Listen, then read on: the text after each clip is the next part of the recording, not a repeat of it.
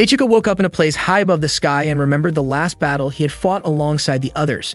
He had kept striking at his enemy, but then he was hit by the enemy's sword. When he looked around, he saw Chifuyu standing in front of him. Ichika tried to greet her, but something strange happened. A dark aura suddenly surrounded Chifuyu and the space around her. Right after that, Charlotte appeared and grabbed Ichika by the neck, looking like she was about to end his life. Ichika struggled in pain against the choking, but before long his body weakened, and he lost consciousness. The next morning, Ichika woke up in his own room with Laura's foot pressed against his face.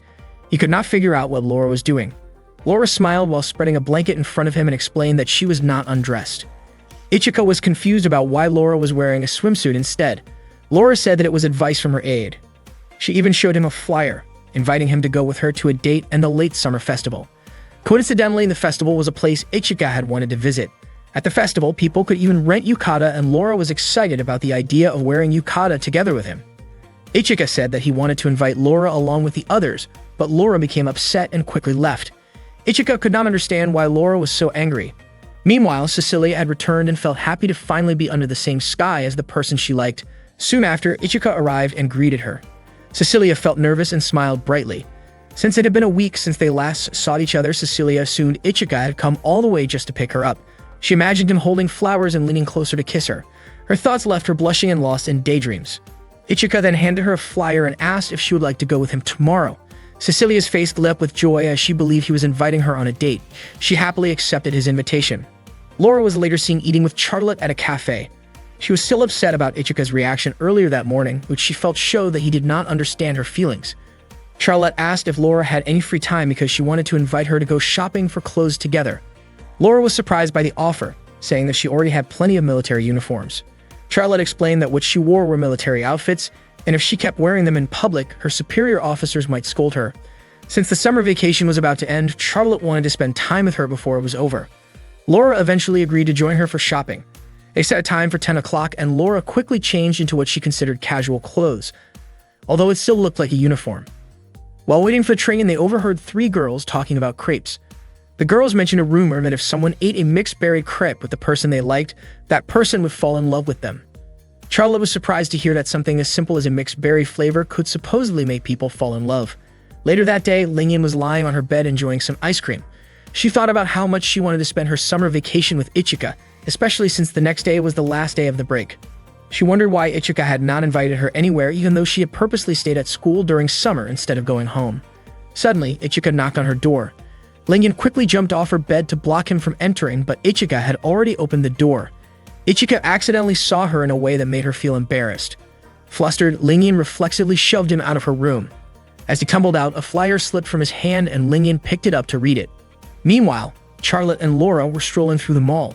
Charlotte asked what kind of clothes Laura wanted, but Laura still had not decided. Charlotte suggested they look for fall outfits, but Laura declined since it was still summer. Charlotte explained that girls usually buy clothes for the upcoming season.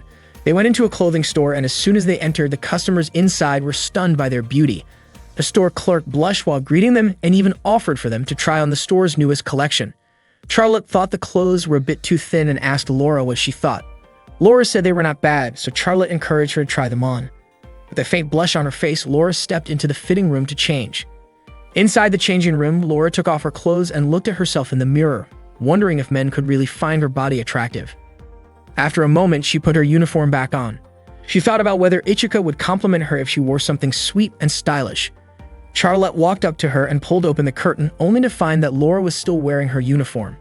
Charlotte guessed that Laura might not like the outfit, but Laura explained that she wanted something cuter and a bit more open. Charlotte quickly picked out an outfit for her. When Laura tried it on, the customers in the store immediately complimented her. Charlotte asked Laura to put on a pair of shoes, but as soon as Laura stepped into them, her legs started to shake and she stumbled. Charlotte rushed to help her and a small crowd gathered around, some of them snapping pictures. Charlotte smiled confidently at them, while Laura looked embarrassed. Meanwhile, Hoki was practicing her sword techniques with determination, vowing to protect the people she cared about. After training, she headed for a warm shower. While drying off, she noticed how her body had been changing as she continued her training. Not long after, Ichika called out to her, saying he wanted to talk. Hoki quickly got dressed and opened the door. Ichika apologized when he realized she had just finished showering and handed her a flyer for an upcoming event, inviting her to go with him. Slightly surprised, Hoki accepted the invitation. Later that afternoon, Laura and Charlotte stopped by a cafe. The cafe manager kept glancing at them with interest. Charlotte teased Laura, saying she should have just worn her new outfit right away and guessed that Laura might be saving it to show Ichika. Laura immediately denied it. Suddenly, the cafe manager approached and offered them part-time jobs. Charlotte was surprised when the manager suggested she wear a butler outfit, but the manager explained that Charlotte suited the look perfectly, while Laura would wear a maid uniform. Not long after, a group of armed robbers burst into the cafe, sending customers into a panic. Police arrived outside, but the robbers tried to threaten them by firing warning shots. One of the robbers demanded a drink from Laura, but instead of panicking, she brought out a bucket of ice and used it to distract them before quickly disarming several of them with swift movements. Another robber fired a shot at her, but Laura dodged easily. Charlotte joined in and kicked one of the armed men, while Laura handled the rest with impressive skill. Just when it seemed to be over, one of the robbers grabbed a dropped gun and aimed it at them. Laura reacted immediately, kicking the weapon out of his hand and securing it. The cafe guests thanked them repeatedly, but Laura and Charlotte knew they had to leave quickly to avoid revealing their identities as international representatives. Before they could leave, one of the robbers stood up again, revealing a bomb strapped to his body. Acting fast, Laura and Charlotte aimed at the device's trigger mechanism, successfully disabling it and forcing the robber to surrender without harming anyone. Afterward, the two went to buy mixed berry crepes, but unfortunately that flavor was sold out. Instead, they ordered strawberry and blueberry crepes and enjoyed them by the lake. Charlotte mentioned that someday she hoped to share a mixed berry crepe with Ichika. Suddenly, Laura leaned closer to Charlotte's face, making Charlotte's heart race. Laura simply pointed out a bit of cream on Charlotte's cheek and licked it off before Charlotte could react. Charlotte blushed and gently scolded Laura, saying she could have just mentioned it. Laura smiled, asking Charlotte not to be upset, and even offered her a bite of her own crepe. Laura explained that the shop didn't actually make a special mixed berry flavor. It was simply a mix of strawberry and blueberry. She added that Charlotte had basically just tasted mixed berry anyway. Charlotte laughed, realizing that was probably why the special flavor always sold out, since couples believed sharing it would bring happiness. That evening in the dorms, Charlotte and Laura put on matching cat pajamas. Charlotte hugged Laura, saying she looked absolutely adorable, and asked her to try making a cat sound. Laura blushed and asked why she had to do something like that. Charlotte demonstrated with a playful meow, and Laura eventually followed along, her face still red. A moment later, Ichika arrived and complimented their unique pajamas, calling them both really cute. Hearing that made both Charlotte and Laura smile with happiness. Ichika then showed Charlotte a flyer for the upcoming festival. That night, an intruder was detected in Area 60. The intruder turned out to be a girl whose body had been enhanced with nanomachines. She swiftly overpowered the security forces who tried to stop her. Soon after, the Infinite Stratos unit confronted her. The girl activated her own Infinite Stratos system and launched an attack on the defense team in front of her. The next day, Hoki walked alone to meet Ichika, still surprised that he had invited her on what she thought would be a date. However, when she arrived at the meeting spot, she found Laura, Cecilia, Lingyan, and Charlotte already there. Ichika quickly ran over to greet all of them. The girls looked annoyed, believing Ichika had asked each of them out individually for a private date. They accused him of toying with their feelings, while Ichika was completely confused about why everyone was angry with him.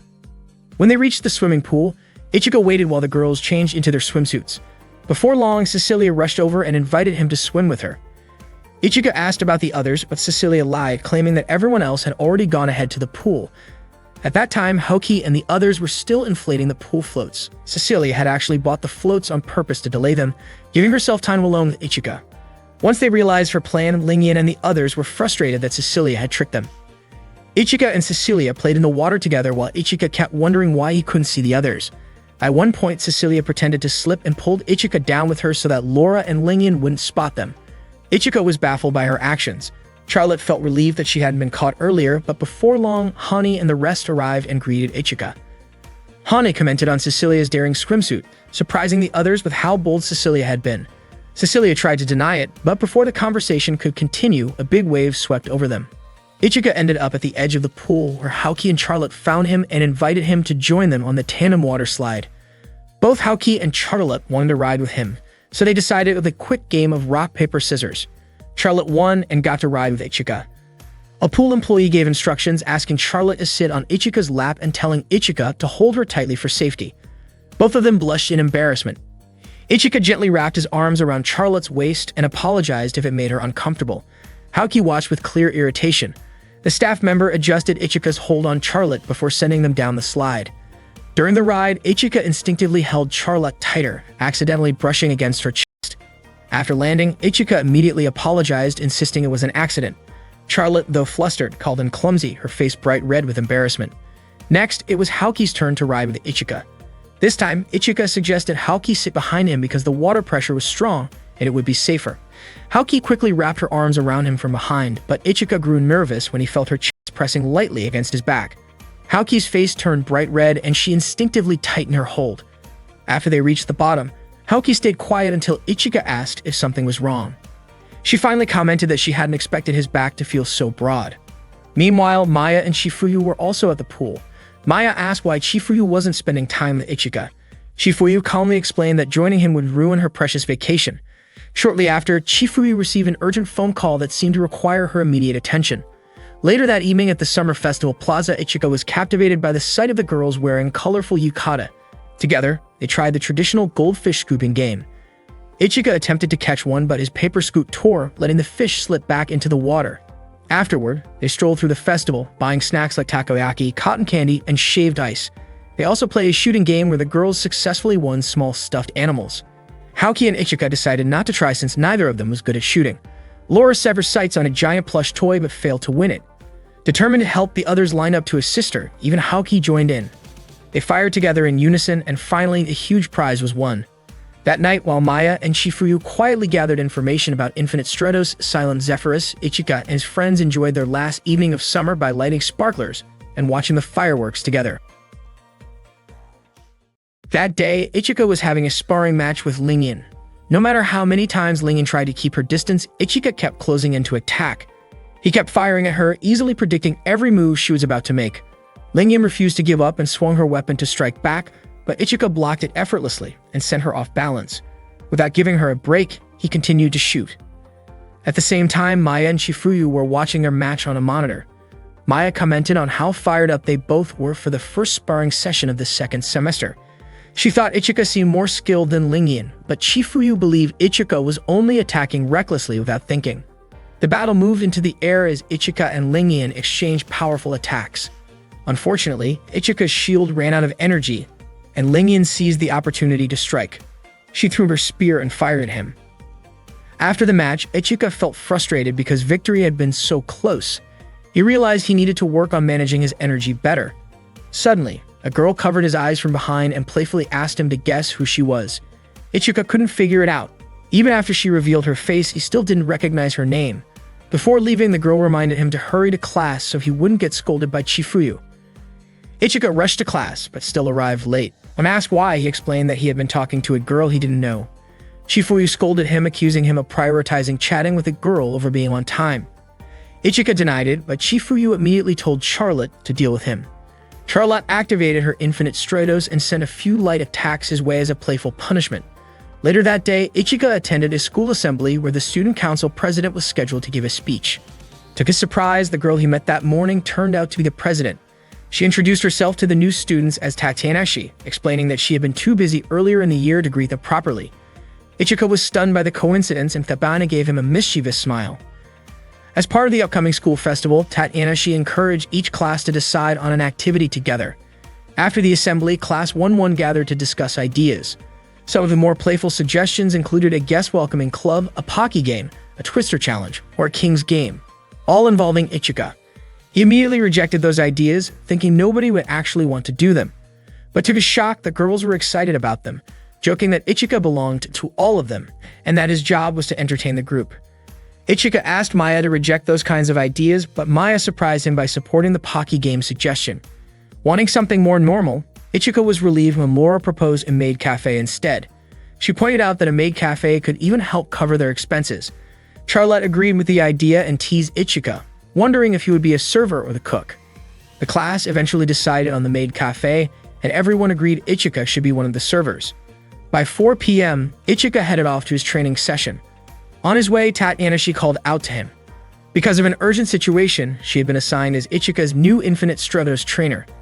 Ichika was surprised, wondering why a sudden change was needed when there were already plenty of trainers. Tatanashi calmly explained that Ichika was still too weak and that she intended to make him stronger. Ichika protested, but Tatanashi insisted and even called him very weak, which only made him more determined to prove her wrong. He challenged her to a match, agreeing that if he lost, he would follow any instructions she gave. Tatanashi accepted with a confident smile. They met in the dojo for their duel. Tadashi explained the rules. If Ichika managed to knock her down even once, he would win, but if he couldn't continue the fight, she would be the victor. Ichika warned her not to underestimate him, while Tadashi confidently declared she would win. The match began and Tadashi invited him to attack however he liked. Ichika charged forward, but she effortlessly threw him to the ground. He tried again and again, only to be defeated each time. It became clear that the role of student council president carried more than just a title. Tadashi was truly one of the strongest fighters in the school. Despite repeated failures, Ichika refused to give up, earning Tadashi's admiration for his persistence. In one attempt, he grabbed her by the shirt to gain leverage, but in the scramble, he accidentally tugged it loose. Shocked and flustered, he quickly let go and apologized. Tadashi teased him, joking that he owed her for catching a glimpse of something he shouldn't have seen. Before Ichika could react, she delivered a playful but firm punch, ending the match with her clear victory. That afternoon, Laura walked around looking for Ichika. She called Ichika a failed wife as she stared at her reflection, wondering if maybe he was avoiding her. While she was thinking about it, Laura noticed Eriko laughing with one of her friends. Eriko's friend pointed out that the back of her hair looked messy, which surprised Eriko. She admitted that she had woken up late and didn't have time to fix it. Her friend reminded her to keep her appearance in check so Ichika wouldn't dislike her. Hearing that, Laura immediately checked her own reflection and was shocked to see that her hair was also a bit untidy. She quickly tried to fix the back of her hair, but it was so hard to manage that she had to keep trying over and over. Chifuyu, who noticed what Laura was doing, was surprised and teased her by calling her a typical teenager. Laura tried to explain herself to her instructor, but Chifuyu lightly tapped Laura's head with a book to remind her not to call her instructor while they were in that place. Chifuyu then told Laura that Ichika was currently in front of the student infirmary inside the club building. Hearing this, Laura was startled and immediately rushed over there. Meanwhile, Ichika was having a dream where he was running toward a certain place. There he saw a girl standing and waiting for him. Their eyes met and Ichika was captivated by the girl in front of him. When he woke up, Tadashi greeted him and Ichika was shocked to realize that his head was resting on her lap. He asked what she was doing and Tadashi casually said she was just letting him rest there. She even playfully pressed his head back onto her lap and Ichika couldn't break free. Suddenly, Laura arrived and saw how close they were, which made her upset. Tadashi only smiled as if teasing her. Frustrated, Laura shouted about eliminating her target, activated the weapon on her arm, and charged toward Ichika. He was so startled that he couldn't react in time, but Tadashi easily blocked the attack. She stopped Laura, who had nearly reached Ichika. Laura then powered down her weapon. Tadashi said she appreciated Laura's honesty about her feelings. After that, Tadashi turned back to Ichika and invited him to start their training, leaving Laura standing in silence with nothing else she could do. At the same time, Charlotte and Cecilia were warming up before their own training session. Charlotte spotted Ichika approaching and mentioned it to Cecilia, who was surprised since she thought Ichika was supposed to be training with Laura in Arena 4 that day. Tadashi and Ichika walked up to them and Tadashi explained that from now on, she would be Ichika's personal trainer. Both Charlotte and Cecilia were confused about why Tadashi was suddenly in charge of his training. Ichika explained that it was the result of their previous match, so he had to accept Tadashi as his coach. Tadashi then wrapped an arm around Ichika and said she was doing all of this for him. She also mentioned that she needed Charlotte and Cecilia's help. She asked them to perform the shooter flow maneuver in the circle rondo formation. Charlotte and Cecilia immediately activated their Infinite Stratos units, lifted into the air and began flying in circles while firing at each other. Ichika watched carefully from the ground as Tadashi explained that they were shooting while controlling their units at the same time, meaning they had to stay focused to aim accurately while dodging incoming attacks. As she spoke, Tadashi suddenly leaned close and whispered something into Ichika's ear, which startled him. Charlotte and Cecilia, distracted by what they saw, lost their focus and fell to the ground. Next, it was Ichika's turn to try. He and Cecilia flew in circles and Ichika quickly realized that it felt different than he had expected. He began firing at Cecilia, but she dodged every shot with ease. When Cecilia returned fire, Ichika failed to dodge and ended up crashing to the ground.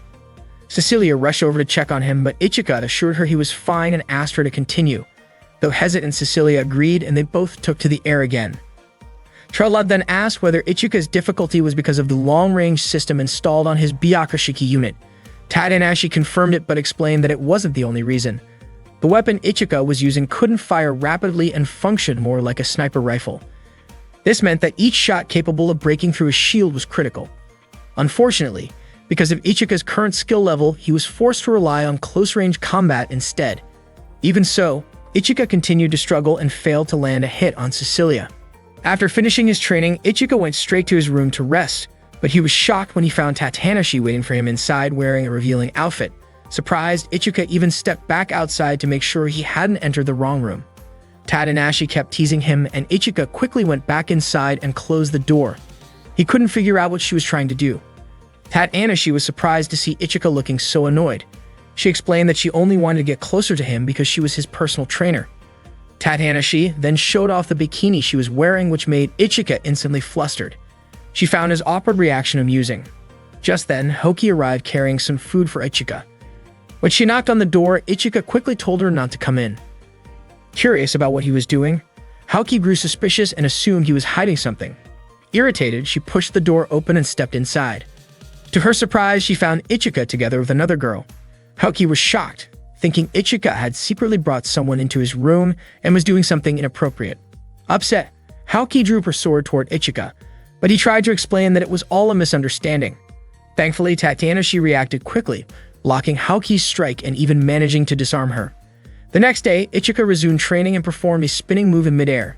Tatanashi instructed him to adjust his center of gravity, which was still off. Her words reminded Ichika of Hoki's advice not to underestimate people who were more experienced than him.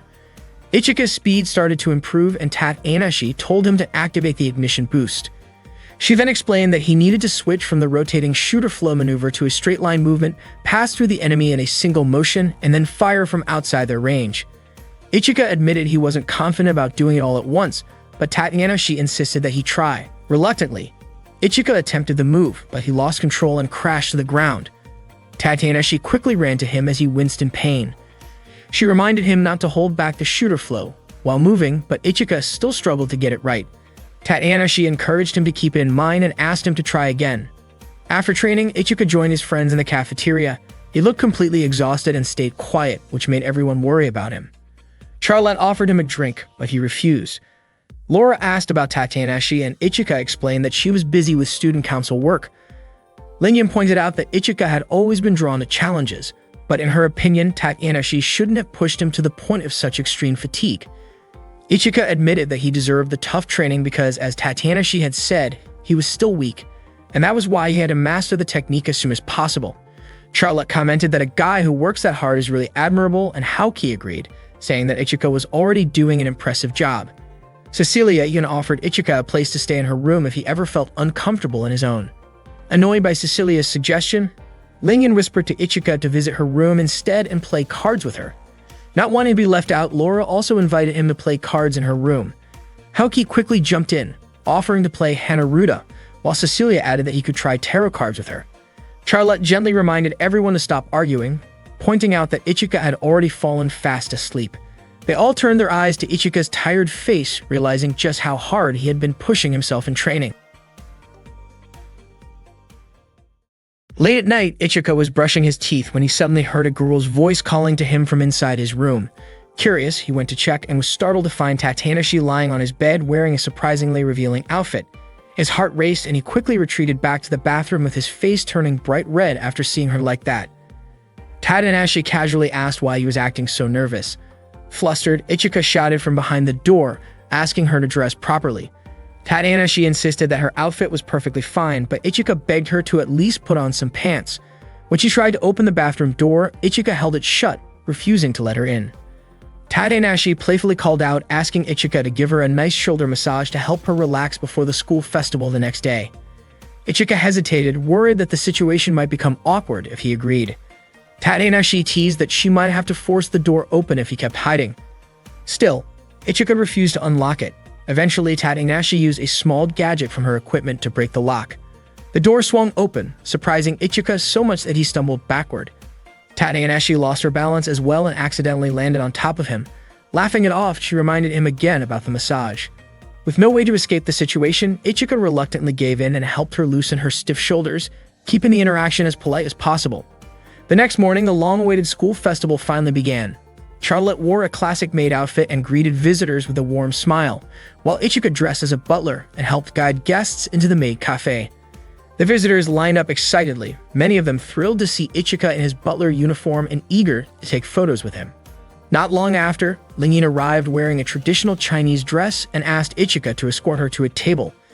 Ichika was surprised by her outfit, and Lingyan explained that her class, 1-2, was running a Chinese-themed cafe, so she had no choice but to dress the part. Ichika complimented her hairstyle, saying it looked different from usual and suited her perfectly. Lingyan blushed at the compliment but tried to hide her reaction, urging him to hurry and show her to her seat. Her face grew even redder when Ichika jokingly referred to her as princess. After handing her the menu, Ichika invited Lingyan to place an order. While reading it, she noticed a special set called Service for your server and asked what it meant. Trying to avoid an awkward explanation, Ichika recommended the popular cake set instead, but Lingyan became curious and decided to order the mysterious special anyway. A few minutes later, Ichika returned with a drink and a box of Pocky sticks and unexpectedly sat down beside her. Lingyan, confused, asked why he was sitting next to her. Ichika explained that the set involved a playful snack-feeding service. Lingyan was surprised by the concept and asked why a customer would need to feed the server. Ichika admitted he wasn't exactly comfortable with it himself and assured her it was perfectly fine if she wanted to skip it. Lingyan's cheeks turned pink as she shyly agreed to go along. She carefully offered a Pocky stick to Ichika, who accepted it, and then she asked him to return the favor. Before anything else could happen, Haoki suddenly stepped in and reminded them that the cafe's regular service did not actually include that kind of activity. Lingyan pouted in mild embarrassment and quickly munched on the snack herself. Ichika, watching her eat, remarked that she looked adorable. Startled by the unexpected compliment, Lingyan began coughing and quickly drank her beverage. She asked why he would suddenly say something like that, and Ichika explained that the way she nibbled the snack reminded him of a cute little squirrel. Flustered, Lingyan gave him a light smack on the head and hurried off, leaving Ichika confused about why she seemed upset. Not long after, a woman approached Ichika, asking for a moment of his time. She introduced herself as Reiko and explained that she wanted to offer new equipment upgrades for Byakushiki, Ichika's personal unit. Ichika politely said he wasn't interested for now, but Reiko enthusiastically grabbed his hand and mentioned a special deal that included an additional thruster and a bonus lead blade if he ordered on the spot. Before the situation could become uncomfortable, Shizune quickly stepped in, reminding Reiko that other customers were waiting. Reiko reluctantly backed off, and Ichika thanked Shizune for helping him out. He mentioned that many people had been approaching him lately with similar equipment offers. Shizune agreed it must be exhausting and suggested that Ichika take a break to enjoy the festival. She gave him an hour and a half of free time. As soon as they heard this, Cecilia excitedly wrapped her arm around Ichika and declared that she would accompany him. Almost immediately, Charlotte, Haoki, and Laura also expressed their desire to join. To prevent everyone from leaving their posts, Shizune suggested settling it with a quick game of rock, paper, scissors. Cecilia managed to win the drawing, which meant she was the one who got to accompany Ichika on a walk around the school festival. They stopped by a booth featuring brass instruments, and Ichika decided to give one a try. To Cecilia's surprise, he turned out to be pretty good at playing it. Someone even invited him to join the music club, but he politely turned the offer down and asked if Cecilia might be interested instead. Cecilia admitted that she had never played a brass instrument before. Ichika found that unexpected, since she gave off the refined aura of someone who would be great at it. Hearing Ichika call her a noble lady made Cecilia blush.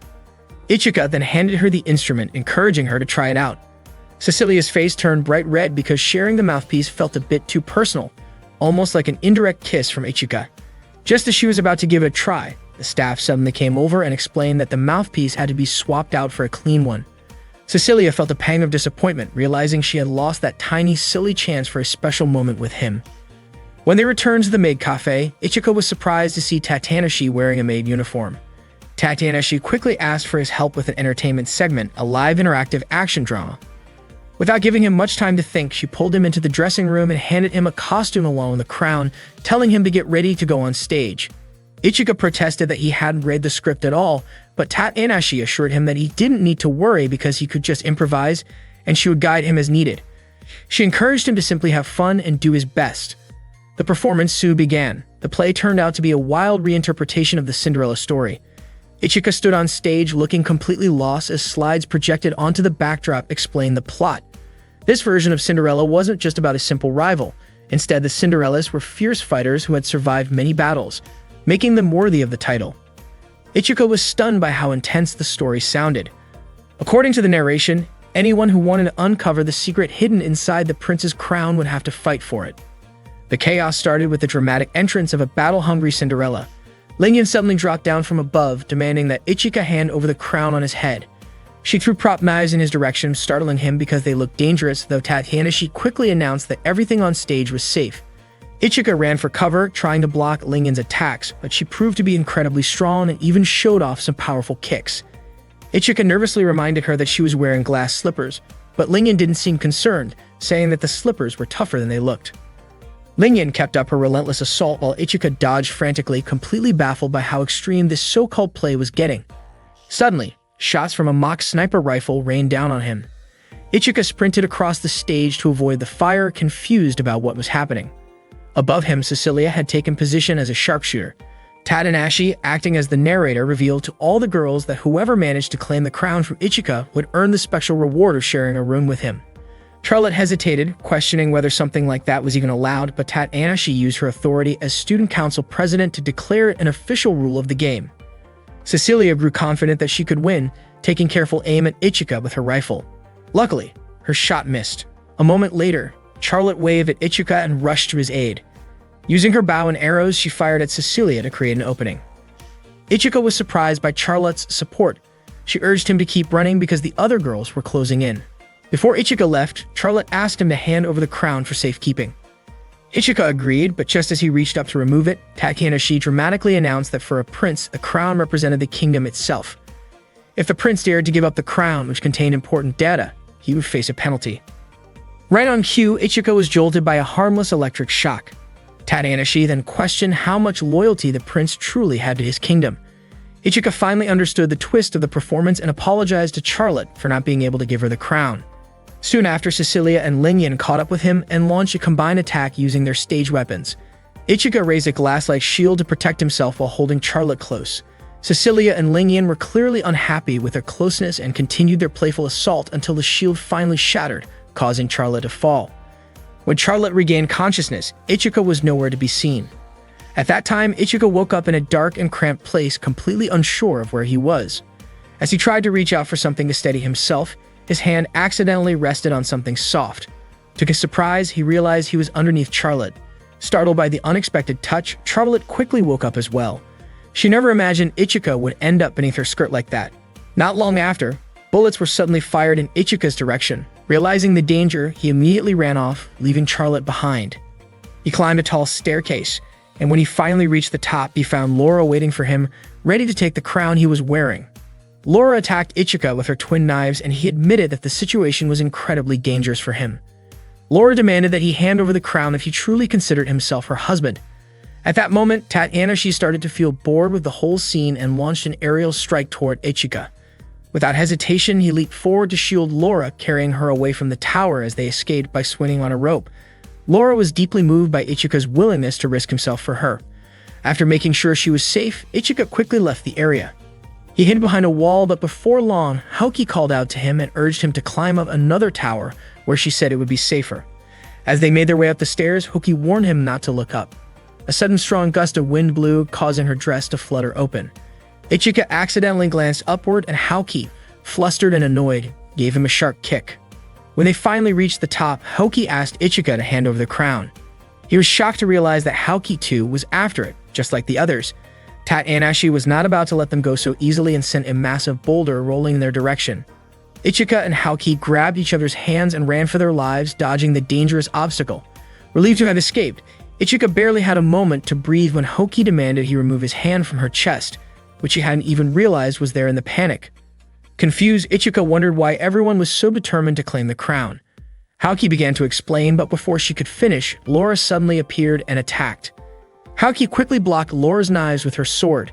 Ichika tried to stop them, but the two refused to back down, each determined to defeat the other. Their intense clash caused their dresses to tear slightly, which left Ichika startled and both girls embarrassed. Haoki, feeling flustered, turned her frustration toward Ichika and raised her sword, but Laura deflected it, unwilling to let him be harmed. Suddenly, the gates burst open, revealing that Tadanashi had intentionally unlocked them so the other girls could join the competition for Ichika's crown. One after another, the girls charged forward, calling out to Ichika and inviting him to live happily with them. Seeing the overwhelming crowd, Ichika bolted to save himself. While he was running, a hand suddenly grabbed him and pulled him into an underground chamber. It was Reiko, who had seized the chance to confront him. She intended to take Byakushiki from Ichika and immediately kicked him down to gain the upper hand. Surprised, Ichika demanded to know who she really was. Reiko revealed that she was the mysterious beauty who had disguised herself as a company sales representative. Without wasting any time, she revealed her true form. Feeling threatened, Ichika activated Byakushiki. Reiko, who had been waiting for this moment, prepared herself as the two of them stood ready for battle. Ichika activated Byakushiki to face Reiko, who immediately launched her attack. Ichika managed to dodge it, which made Reiko admit that he was more skilled than she had expected. Ichika already knew that Reiko came from the Mitsurugi family, but he was surprised that she used the last name Makigami. Reiko explained that she had to use the Makigami name out of necessity. Without warning, Reiko set off an explosion in the area and activated her Infinite Stratos, Araction, a spider-shaped unit equipped with deadly poison. She kept firing at Ichika while laughing, and with the many arms and legs of her unit, her attacks overwhelmed him. Ichika could not understand why Reiko was attacking. Reiko responded by asking if Ichika still had no idea about the situation. She then toppled a nearby locker toward him, but Ichika quickly aimed his weapon, forcing Reiko to dodge and cling to the wall. Still laughing, Reiko revealed that she belonged to a dangerous organization. She asked if Ichika had ever heard of Lady Autumn from the secret group known as Phantom Task. Ichika had no idea what she was talking about. Reiko said that if he truly did not know, then she would tell him everything before finishing him off. She kept firing, but Ichika skillfully avoided the shots. He leaped upward and brought his weapon down from above, but Reiko easily predicted his move and blocked the strike. Ichika attacked again, but Reiko countered every attempt. With her many limbs and strong armor, defeating her seemed nearly impossible. Ichika dove beneath her and swung his sword upward, finally landing a hit. He tried to press the advantage, but Reiko struck back and cornered him, unleashing a barrage of shots that drained his shield energy. Ichika quickly broke free and attacked again, earning more praise from Reiko, who continued her relentless assault. At that moment, Maya saw on the monitor that an unknown Infinite Stratos was fighting Ichika inside the changing room and immediately reported it to Chifuyu. Chifuyu had suspected that enemies might appear during the school festival, but had not expected only one to show up. She instructed Maya to keep monitoring for enemy reinforcements and ordered the students to begin evacuation. Meanwhile, Cecilia and the others were searching for Ichika. Laura blamed her teammates for interfering with matters involving him. Cecilia criticized Charlotte for trying to protect Ichika. Suddenly, an emergency announcement informed all students that an unidentified Infinite Stratos was battling Ichika in the changing room. Everyone was shocked by the news. Maya called for all students with their own Infinite Stratos units to activate and deploy. The girls immediately powered up their units. Chifuyu ordered Cecilia and Lingyan to patrol the school perimeter while instructing Charlotte, Laura, and Haoki to assist Ichika in the changing room. They rushed to the scene without hesitation. Inside, Reiko continued firing at Ichika. He realized that his dodging movements matched the training he had practiced before and remembered the lessons Tat Anashi had taught him. He immediately put those techniques into action. Reiko kept shooting until she eventually ran out of ammunition. Seizing the chance, Ichika used his ignition boost, but Reiko quickly ensnared him in her spider webs. Bound tightly, Ichika struggled as Reiko toyed with him like it was a game. Reiko attached a device to Ichika, intending to take control of Byakushiki. Ichika cried out in pain as she revealed that Phantom Task was the organization responsible for kidnapping him during the second Mondo Grosso. She mockingly called their encounter a touching reunion.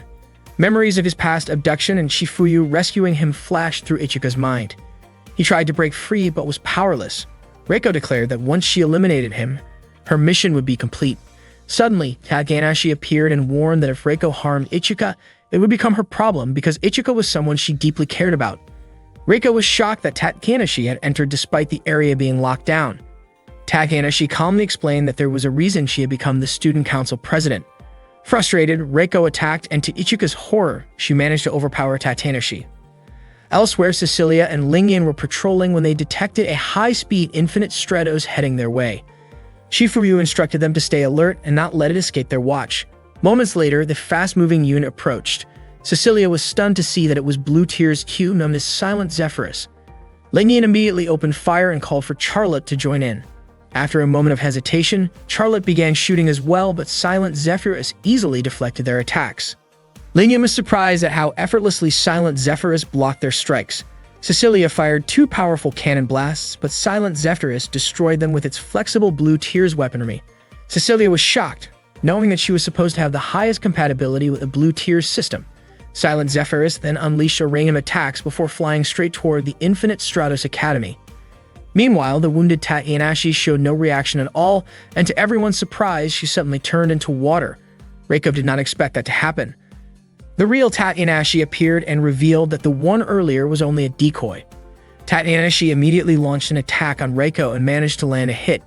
Tatsunashi realized she might have underestimated Reiko because Reiko's infinite Stratos was faster than she thought. Reiko refused to accept the strike and glared at her opponent. Tatsunashi calmly introduced herself and explained that her infinite Stratos was called Mysterious Lady. Reiko grew even more irritated and fired a powerful shot intending to defeat her. However, Tatsunashi easily blocked the attack with her shield made of water. Reiko, frustrated that her long-range attacks were useless, rushed in to fight at close range. Tatsunashi warned her that such attacks would never break through her water defenses. Reiko suspected that the water Tatsunashi controlled was not ordinary, and Tatsunashi admitted Reiko's observation was correct. The water was in fact enhanced with nanomachines powered by infinite Stratos energy. Tatsunashi then asked if Reiko knew that the student council president at the Infinite Stratos Academy was considered the strongest. Reiko did not care and immediately went on the offensive again, managing to corner Tatsunashi. Reiko laughed at her and unleashed a relentless series of strikes while Ichika watched with deep concern for Tatsunashi's safety. Emerging from the smoke of an explosion, Tatsunashi told Ichika to lead the fight to her. Annoyed, Reiko demanded that Tatsunashi stop acting so confident. Reiko quickly grabbed Tatsunashi, threw her aside, and trapped her with her spiderweb threads, preparing a finishing attack. Tatsunashi only smiled and asked if Reiko could feel how warm the room had become. Reiko was confused by the question.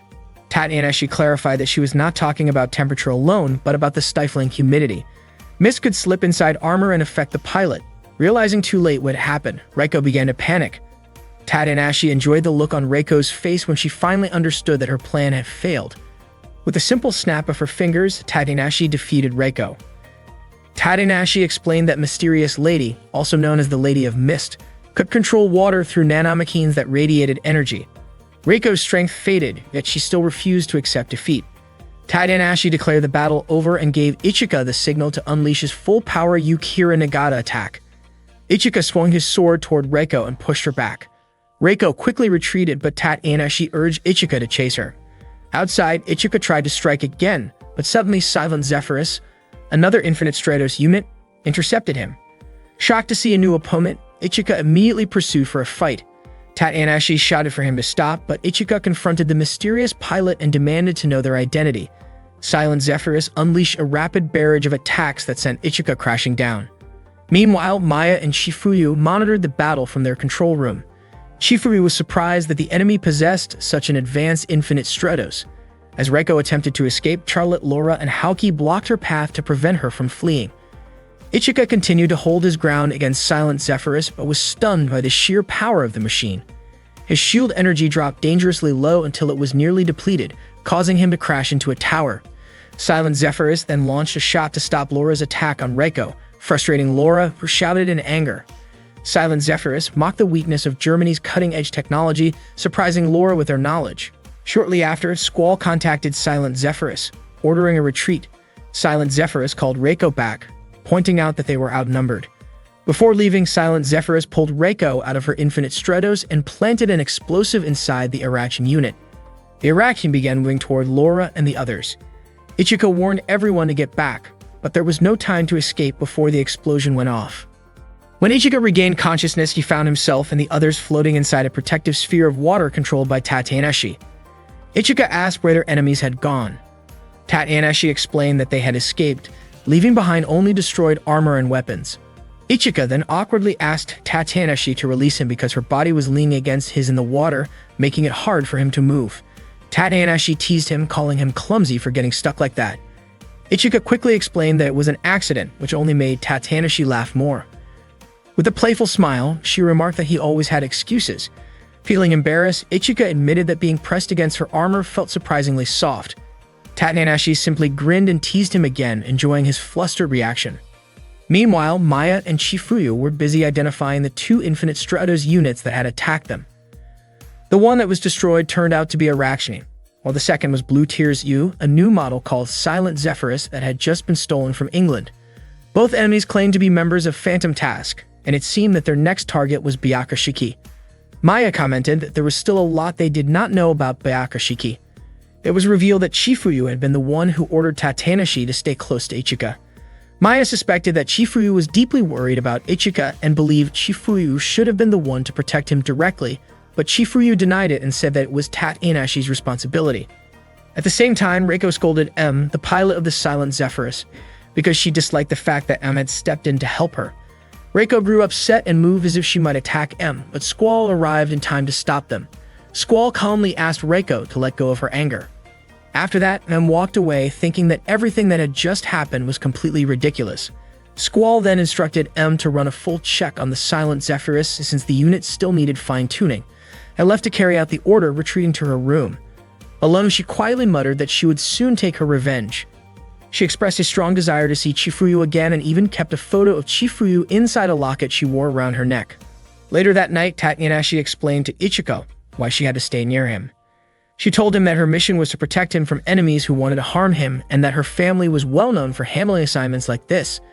Since the situation had calmed down, Tatanashi mentioned that she planned to rest soon. She apologized if her presence felt a little too close and asked if Ichika would feel lonely without her around. Ichika grew nervous and struggled to answer her question. Tatanashi then showed him a crown she had earned and explained that whoever claimed that crown would become Ichika's new roommate. Ichika was surprised because he had not heard anything about this arrangement.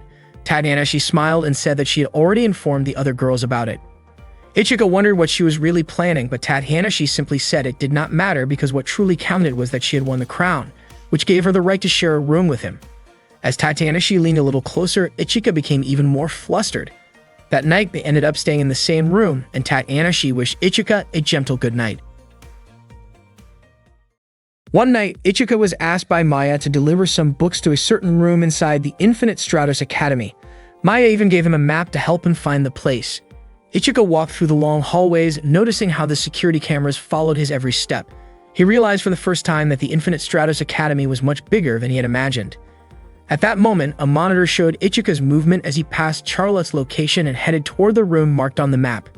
When he finally arrived at the door labeled M38, Ichika opened it and called out for Maya, but there was no response. Wondering if he had entered the wrong room, he checked the map again. Suddenly, the door closed by itself. Without warning, someone grabbed him from behind. Startled, Ichika instinctively tried to throw the person off, but more people quickly joined in. They restrained him and covered his head before he could fight back. Ichika woke up tied to a chair, confused and unable to understand what was happening. A voice greeted him, and he asked who was there. When the lights turned on, he found himself facing a small stage decorated as if for an event. A sign on the stage read, "Let's cheer up, Ichika." Maya, dressed in a playful cow-themed costume, stepped forward as the host. She announced that the only rule of the event was simple. Whoever could entertain Ichika the most would be the winner. Maya then opened the event with a cheerful smile, while Ichika struggled against the ropes and asked what was going on. With a slightly embarrassed expression, Maya explained that this was a secret surprise activity. The first contestant to be introduced was Haoki. The stage lights changed to reveal a peaceful countryside background with a traditional Japanese house. Soon, Haoki appeared wearing a beautiful kimono with fox ears and a fluffy tail, giving her a charming and slightly playful look. Ichika couldn't help but admire her appearance. Haoki's face turned red when Ichika called her name. She asked him not to stare too much and invited him to come up on stage so she could serve him tea as part of her performance. Ichika sat across from Haoki, carefully observing the details of her fox-themed outfit. Curious, he asked about her costume, and Haoki explained that it was meant to represent a fox warrior. As Haoki playfully moved the fox ears on her head, Ichika admitted that they looked soft and interesting. Haoki shyly asked him not to look at her so intensely. While pouring tea for Ichika, their hands accidentally touched, causing Haoki to spill a little tea on his pants. Embarrassed, she quickly apologized and offered tissues to help clean the spot. Ichika assured her that it was fine and not too hot. Haoki admitted that she felt nervous because it was her first time wearing such an outfit and performing like this. Their eyes accidentally met at a very close distance, making both of them freeze for a brief, awkward moment. Just then, Maya struck a gong to signal that Haoki's time was up. Haoki looked surprised that the time had passed so quickly. Maya reminded everyone that the other contestants were waiting for their turn. Haoki apologized again for the spill, while Ichika reassured her with a kind smile and said the tea was delicious. Before stepping off the stage, Haoki allowed Ichika to lightly touch the soft fox ears, which made her blush but also smile. The room went dark again and Ichika could hear some movement and excited whispers. When the lights came back on, Cecilia appeared, this time wearing a stylish bunny-themed outfit with a billiards table set up beside her. With a confident smile, Cecilia announced that she wanted to give Ichika a first-class performance. Ichika, still puzzled, asked what was really happening, but Cecilia simply said it was a secret. Cecilia invited Ichika to play billiards with her. When Ichika admitted he had never played before, she kindly offered to teach him. After setting up the balls, Cecilia demonstrated how to hold the cue stick and aim at the target ball. Her movements were smooth and precise as she explained the rules, telling Ichika to start by hitting the balls in order from the lowest number. One by one, Cecilia skillfully sank the balls into the pockets, impressing Ichika with her talent. Meanwhile, Haoki looked bored as she watched how close they were getting. It was Ichika's turn to shoot the ball into the pocket, but he hesitated when he was about to take the shot. Cecilia stepped closer and wrapped her arms around him from behind. Her face turned red as she gently told him not to be so tense. She held his hands to help guide his aim, leaning close against his back. Ichika trembled a little and asked Cecilia not to stand so close. Cecilia softly whispered that he needed to stay focused. Of course, it was hard for Ichika to concentrate with Cecilia hugging him that tightly. Seeing this, Haoki grew annoyed and said Cecilia was going too far. Ichika finally took the shot and managed to sink the ball into the pocket. Both Ichika and Cecilia were thrilled, and just then Maya struck the gong to signal that the time was up. Cecilia held onto Ichika's arm and praised his skill. Ichika replied that it was all thanks to Cecilia for teaching him, and even said they should play billiards again sometime. Cecilia's face lit up with excitement when she heard that. Suddenly, the lights went out and then flickered back on. Ichika realized it was the elevator, and the third participant was Charlotte. She arrived wearing a striking costume that caught everyone's attention. Charlotte greeted Ichika and asked if he was having fun. Ichika was surprised to see her there and asked about the outfit she was wearing. Charlotte explained that it was a French poodle costume. She playfully moved the poodle ears and even showed off the fluffy tail. Ichika was taken aback by the sight. Meanwhile, Cecilia brought a heart-shaped cake for Ichika, and both Haoki and Cecilia watched silently from the side. The cake looked delicious and made Ichika feel hungry. Charlotte offered to feed Ichika a piece of cake and asked him to close his eyes and open his mouth. When Ichika did as she said, Charlotte took a small bite first and then held the cake out for him. Her blushing face slowly moved closer to his. Haoki and Cecilia let out startled cries, which made Ichika open his eyes in shock. He found Charlotte's face right in front of his. Startled, the cake slipped and accidentally landed on Charlotte's chest. Both of them froze, embarrassed by the awkward situation, while Haoki and Cecilia were equally surprised. Charlotte, flustered, shyly asked if Ichika still wanted the piece of cake. Ichika, completely caught off guard, didn't know how to respond. Just then, Maya blew her whistle and called it a violation for crossing the event's boundaries, resulting in Charlotte's disqualification. Charlotte was shocked by this sudden decision.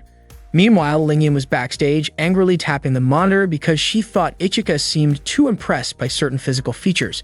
Suddenly, Laura approached her and asked for help zipping up her costume. Lingyan helped zip it and adjusted the headband with bunny ears that Laura was wearing. Once ready, Laura headed to the stage. Not long after, someone tapped Lingyan on the shoulder, surprising her. On stage, Laura introduced a game involving a machine filled with balloons. She was dressed in a black bunny outfit. Ichika asked what the equipment was for, and Laura explained that it was for a dart game, where anyone who hit the target could win a special prize.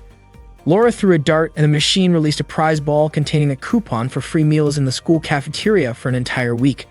Ichika was excited by the prize and took his turn. His dart hit the target perfectly.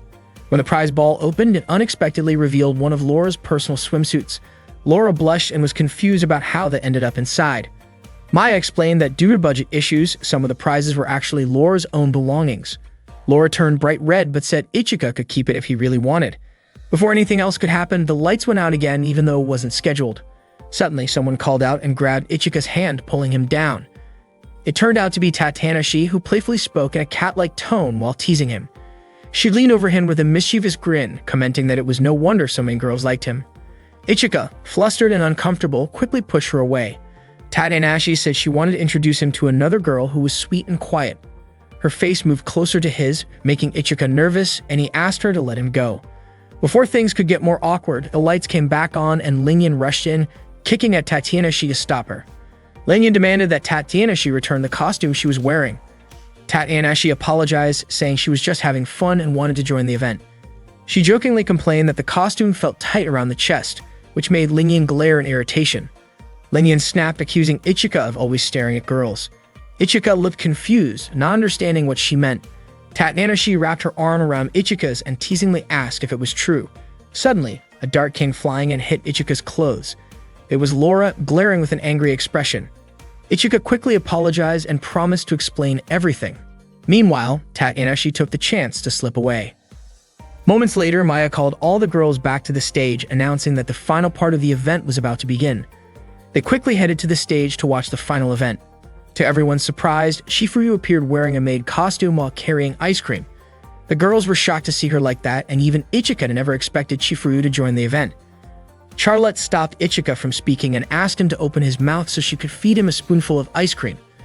The stage event suddenly turned into a birthday celebration for Ichika. Only then did Ichika realize that it was actually his birthday. Everyone shouted together to wish him a happy birthday. Ichika said they really didn't need to go through all that trouble just for his birthday. Shifuyu explained that Ichika always forgot about his own birthday. It turned out they had planned the surprise so that he would have a wonderful memory of the day. According to Charlotte, Ichika's birthday was something truly important. Laura admitted that the costume contest was actually her aide's idea. Ichika felt overjoyed and thanked everyone sincerely. Haoki was relieved that Ichika liked the surprise, and Charlotte said that even though it was a little embarrassing, they had all given their best effort. Maya commented to Chifuyu that the event turned out great, but Chifuyu responded with her usual calm, almost expressionless manner. Ichika thanked Maya for guiding the whole event. He also admitted that he never imagined Chifuyu would wear a maid costume, and it had been a long time since he celebrated a birthday with her. Shifuyu, a bit embarrassed, acknowledged it, which made Ichika ask her to repeat it, just to be sure he heard it right. Maya then asked Ichika who made him the happiest that day. The question caught Ichika off guard, and all the girls eagerly waited for his answer. After thinking for a moment, Ichika said that it was probably Chifuyu who made him the happiest. The mood instantly shifted as the girls' expressions turned intimidating and sad after hearing his reply. Ichika had no idea why they reacted that way. Chifuyu could only remark that Ichika was truly clueless. The girls then shouted at Ichika in frustration and playfully ganged up on him in protest. Afterward, Ichika walked outside alone, still confused about why the girls were so upset. Even so, he felt genuinely happy about the day's events. Before long, he sensed someone following him from behind. When he turned around, he saw a girl staring sharply at him. She began to approach, and Ichika was startled to see that her face looked almost exactly like Chifuyu's. The girl denied being Chifuyu and introduced herself instead. She praised Ichika for his efforts the day before. Only then did Ichika realize that she was the pilot of the Silent Zephyrus. The girl introduced herself as Oromura Madoka and declared that, in order to remain true to herself, she would have to defeat him.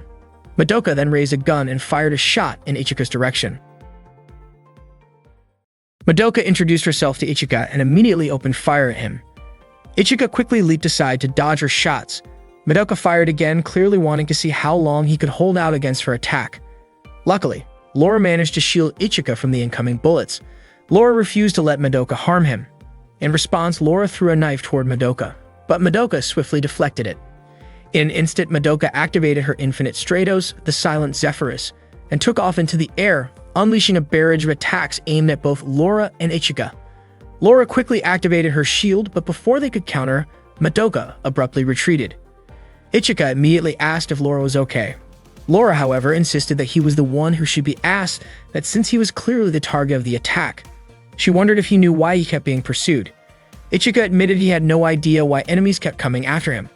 Out of nowhere, he complimented Laura's eyes, which had been hidden before, saying they looked as beautiful as gemstones. Laura blushed, surprised by his calmness after such a sudden attack. She hadn't expected him to call her eyes beautiful, and her face lit up with a mix of surprise and happiness. Ichika felt lucky that Laura had arrived just in time to help him. Without thinking, Laura quietly confessed that she always tried to steal moments to be alone with him. Realizing what she had just said, she panicked and flustered, gave him a sudden punch that sent him stumbling backward. The next day, Charlotte asked Ichika to accompany her for the delivery of new Infinite Stratos equipment. Several countries had requested testing for their designs. Charlotte originally planned to invite the others as well, but Haoki, Cecilia, Lingian, and Laura all seemed busy, so she ended up asking only Ichika. Even though Ichika technically didn't mean to go, especially after recently being attacked, he didn't want Charlotte to handle everything by herself and gladly agreed to help. During the transport, a fire suddenly broke out on the ship. Security officers immediately rushed toward the source of the flames. Ichika was about to check it out, but Charlotte stopped him. Out of nowhere, the delivery truck arrived carrying 2 Infinite Stratos units. Ichika quickly noticed that neither of these suits carried any identification codes or country markings. Realizing the threat, he urged Charlotte to team up with him to confront the unknown pilots. As soon as Ichika and Charlotte took to the air, the 2 unmarked Infinite Stratos units opened fire on them. Charlotte tried to persuade them to surrender, but they refused and kept attacking. Ichika soon joined the fight, swinging his sword at their enemies. The enemy fire was relentless and fast, forcing Charlotte to push herself to dodge the constant barrage. She admitted that their opponents were stronger than expected. Meanwhile, Ichika worked to evade close-range attacks as one of the enemy units pulled back and launched a long-range strike at him. Before long, Charlotte successfully knocked one opponent back, sending it crashing down. She then turned to see Ichika still locked in combat with the other enemy. Ichika managed to bring the opponent down and capture it, urging the pilot to surrender. However, the second enemy fired at a nearby container, triggering a massive explosion. Acting quickly, Ichika leaped forward to shield Charlotte from the fiery blast, catching her in his arms as debris scattered around them. The next day at school, Ichika went about his routine as usual. Cecilia asked if he was okay. Lingyan scolded him for being careless, and Haoki warned him not to let his guard down. Ichika apologized for worrying everyone. Throughout the conversation, Charlotte quietly kept her eyes on him. Not long after the battle with the unidentified Infinite Stratos units, Ichika underwent a body scan conducted by Maya.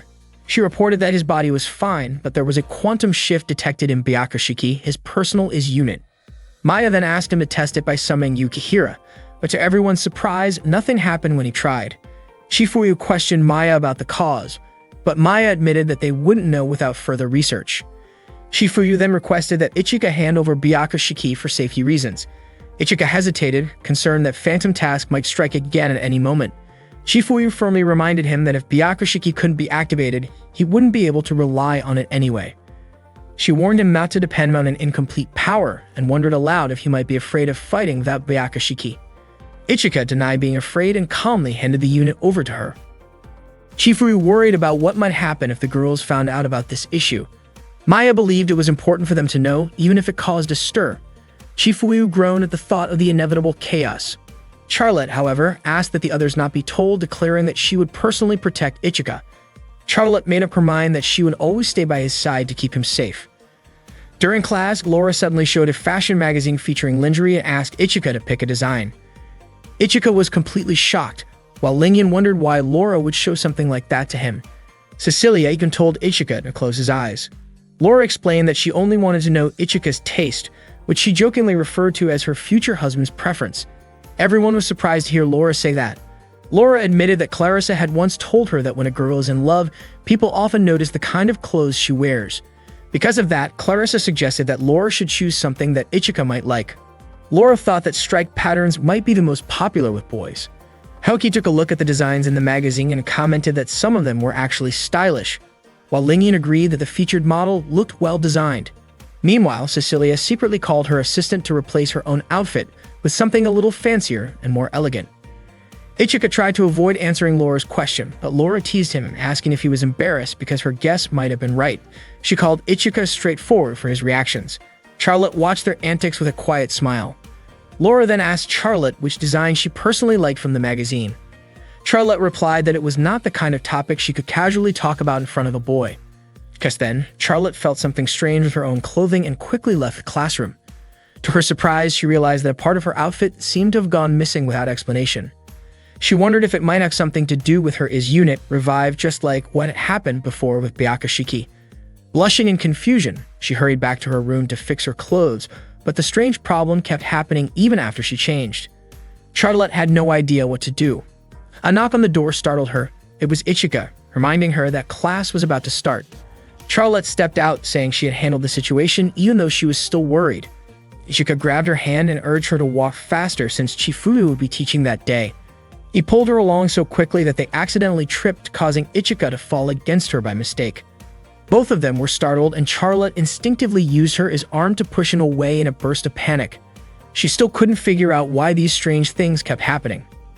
Later, during the lunch break at the cafeteria, Charlotte sat next to Haoki, still looking uneasy. Haoki noticed her discomfort and asked what was wrong, but Charlotte only mentioned that the seat felt unusually cold. In the afternoon, Charlotte joined Lingyan and Cecilia for a game of volleyball. When she jumped to hit the ball, she suddenly remembered her wardrobe issue and quickly pulled back, canceling her move. Later, Charlotte was asked to help carry some equipment, which made her feel even more self-conscious about her clothing problem. Ichika offered to help, but Charlotte, startled, almost dropped what she was carrying because she was afraid he might notice something. They ended up carrying the items together. Ichika commented that Charlotte was acting strangely and guessed that she might be worried about Byakushiki. Charlotte felt happy to help him despite her worries, and Ichika reminded her not to push herself too hard. Laura, who happened to see them, tried to greet Charlotte but paused when she noticed something unusual. She quickly called Clarissa to share her observation. Clarissa calmly explained that sometimes clothing can appear different depending on the lighting or viewing angle, which reassured Laura. Clarissa's friends praised her for knowing so much, joking that it might be because Charlotte liked Japanese cartoons and comics. Laura said she wouldn't lose her friend, while Clarissa admitted she felt a little jealous hearing Laura call Charlotte her friend. Clarissa hoped that Laura would never forget the Black Rabbit Squad, who were always there to support her. Charlotte and Ichika brought the equipment to the library, where Charlotte thanked him and told him to return to class ahead of her. Once Ichika left, Charlotte sighed with relief, glad that he hadn't noticed her ongoing problem. She worried that her unit Revive might also be malfunctioning and feared that if it were inspected, she wouldn't be able to protect Ichika. Charlotte imagined how disappointed Ichika might feel if he ever discovered her embarrassing situation, and she promised herself to keep it a secret until Byakushiki returned to normal. When Charlotte stepped out of the room, she ran into Cecilia, Haoki, and Lingyan, who seemed to have overheard part of her conversation. They asked what she was hiding, and once they learned the truth, they immediately went to talk to Ichika about Byakushiki. Each of them wanted to protect him, which quickly turned into a playful argument about who had the right to stay closest to Ichika. Charlotte arrived and quickly urged Ichika to leave with her, and Ichika immediately ran after her while Charlotte apologized for the sudden rush. Out of nowhere, Cecilia's Blue Tears weapons fired toward them, and Charlotte quickly told Ichika to duck to avoid the attack. Cecilia explained that she was not using the full power of her weapons and confidently offered to become Ichika's personal protector. Ichika was confused since Cecilia had just fired lasers at the very person she claimed she wanted to protect. Not long after, Lingyan hurled her weapon in Ichika's direction, and Charlotte again warned Ichika to duck. Lingyan then announced that she too wanted to protect Ichika. Cecilia and Lingyan were about to fight, but Haoki stepped in to block them, insisting that she was the one who would protect Ichika. Of course, Cecilia and Lingyan refused to hand Ichika over Haoki, and seeing the growing argument, Charlotte tried to calm everyone down. Suddenly, Tatiana appeared and reminded them that using infinite stratos for personal reasons was against the rules. The others told her not to interfere, but Tatiana boldly declared that she would defeat all of them if that was what it took to take Ichika away. In the end, everyone deactivated their weapons, and Tatiana gave them a punishment of sweeping the entire ground floor of the school. Later that afternoon, Ichika spent time with Charlotte. He felt the punishment was unfair and decided to face Chifuyu himself, believing the Byakushiki incident had been his fault. Charlotte offered to come along, but Ichika refused, saying she had already worked hard and this time it was his turn to take responsibility. He thanked Charlotte before leaving. Charlotte quietly blamed herself and wondered if she should have told Ichika the truth earlier, but realized that doing so might have meant she failed to protect him. Unsure what to do, she remembered a moment from her childhood when she had accidentally broken her mother's favorite mirror and cried in fear of being scolded. Instead of getting angry, her mother gently comforted her and asked if she was hurt. Her mother told her that Charlotte was more important than any object and hugged her tightly. Charlotte cried and apologized, and her mother praised her for being honest and asked her to always tell the truth. Remembering those words, Charlotte made up her mind to be honest with Ichika, believing he would not hate her. She called out to Ichika, determined to reveal her secret. Nervously, she tugged at her skirt, which startled Ichika, and Charlotte pleaded with him to look so she could show him what she had discovered. Before she could finish lifting her skirt slightly, Laura suddenly appeared and interrupted the moment. Laura leaned over to peek and casually remarked that Charlotte was wearing regular underwear. Charlotte was shocked and then realized that she was, in fact, wearing normal underwear again, which meant everything had returned to normal. Overjoyed, Charlotte excitedly pointed this out to Ichika, but Ichika kept turning his face away in embarrassment. Feeling flustered, Charlotte accused him of being pervy, even though Ichika had no idea why she said that. Meanwhile, Maya reported new information to Chifuyu. She explained that an unfinished Infinite Stratos unit had been shipped using a new method of quantum alteration. Chifuyu suspected it had already been destroyed during an attack, which would explain the strange effect on Byakushiki. Maya felt relieved that the issue was only temporary and would soon return to normal. She was glad Ichika was safe, but Chifuyu pointed out that the situation had partly been caused by Ichika's own carelessness. Maya also confirmed that the person behind all this had no connection to Phantom Task. Back with Charlotte and Laura, Charlotte finally understood that her underwear had been undergoing quantum changes the entire day, and Laura, still puzzled, wondered why Charlotte hadn't just worn something different, joking about how even the Queen of France once said that if there were no regular undergarments, something else would have to do. One day, Kanzashi, the younger sister of Tatanashi, was checking an Infinite Stratos unit. She noticed that the unit's movement response felt sluggish, and the output of its core wasn't increasing either.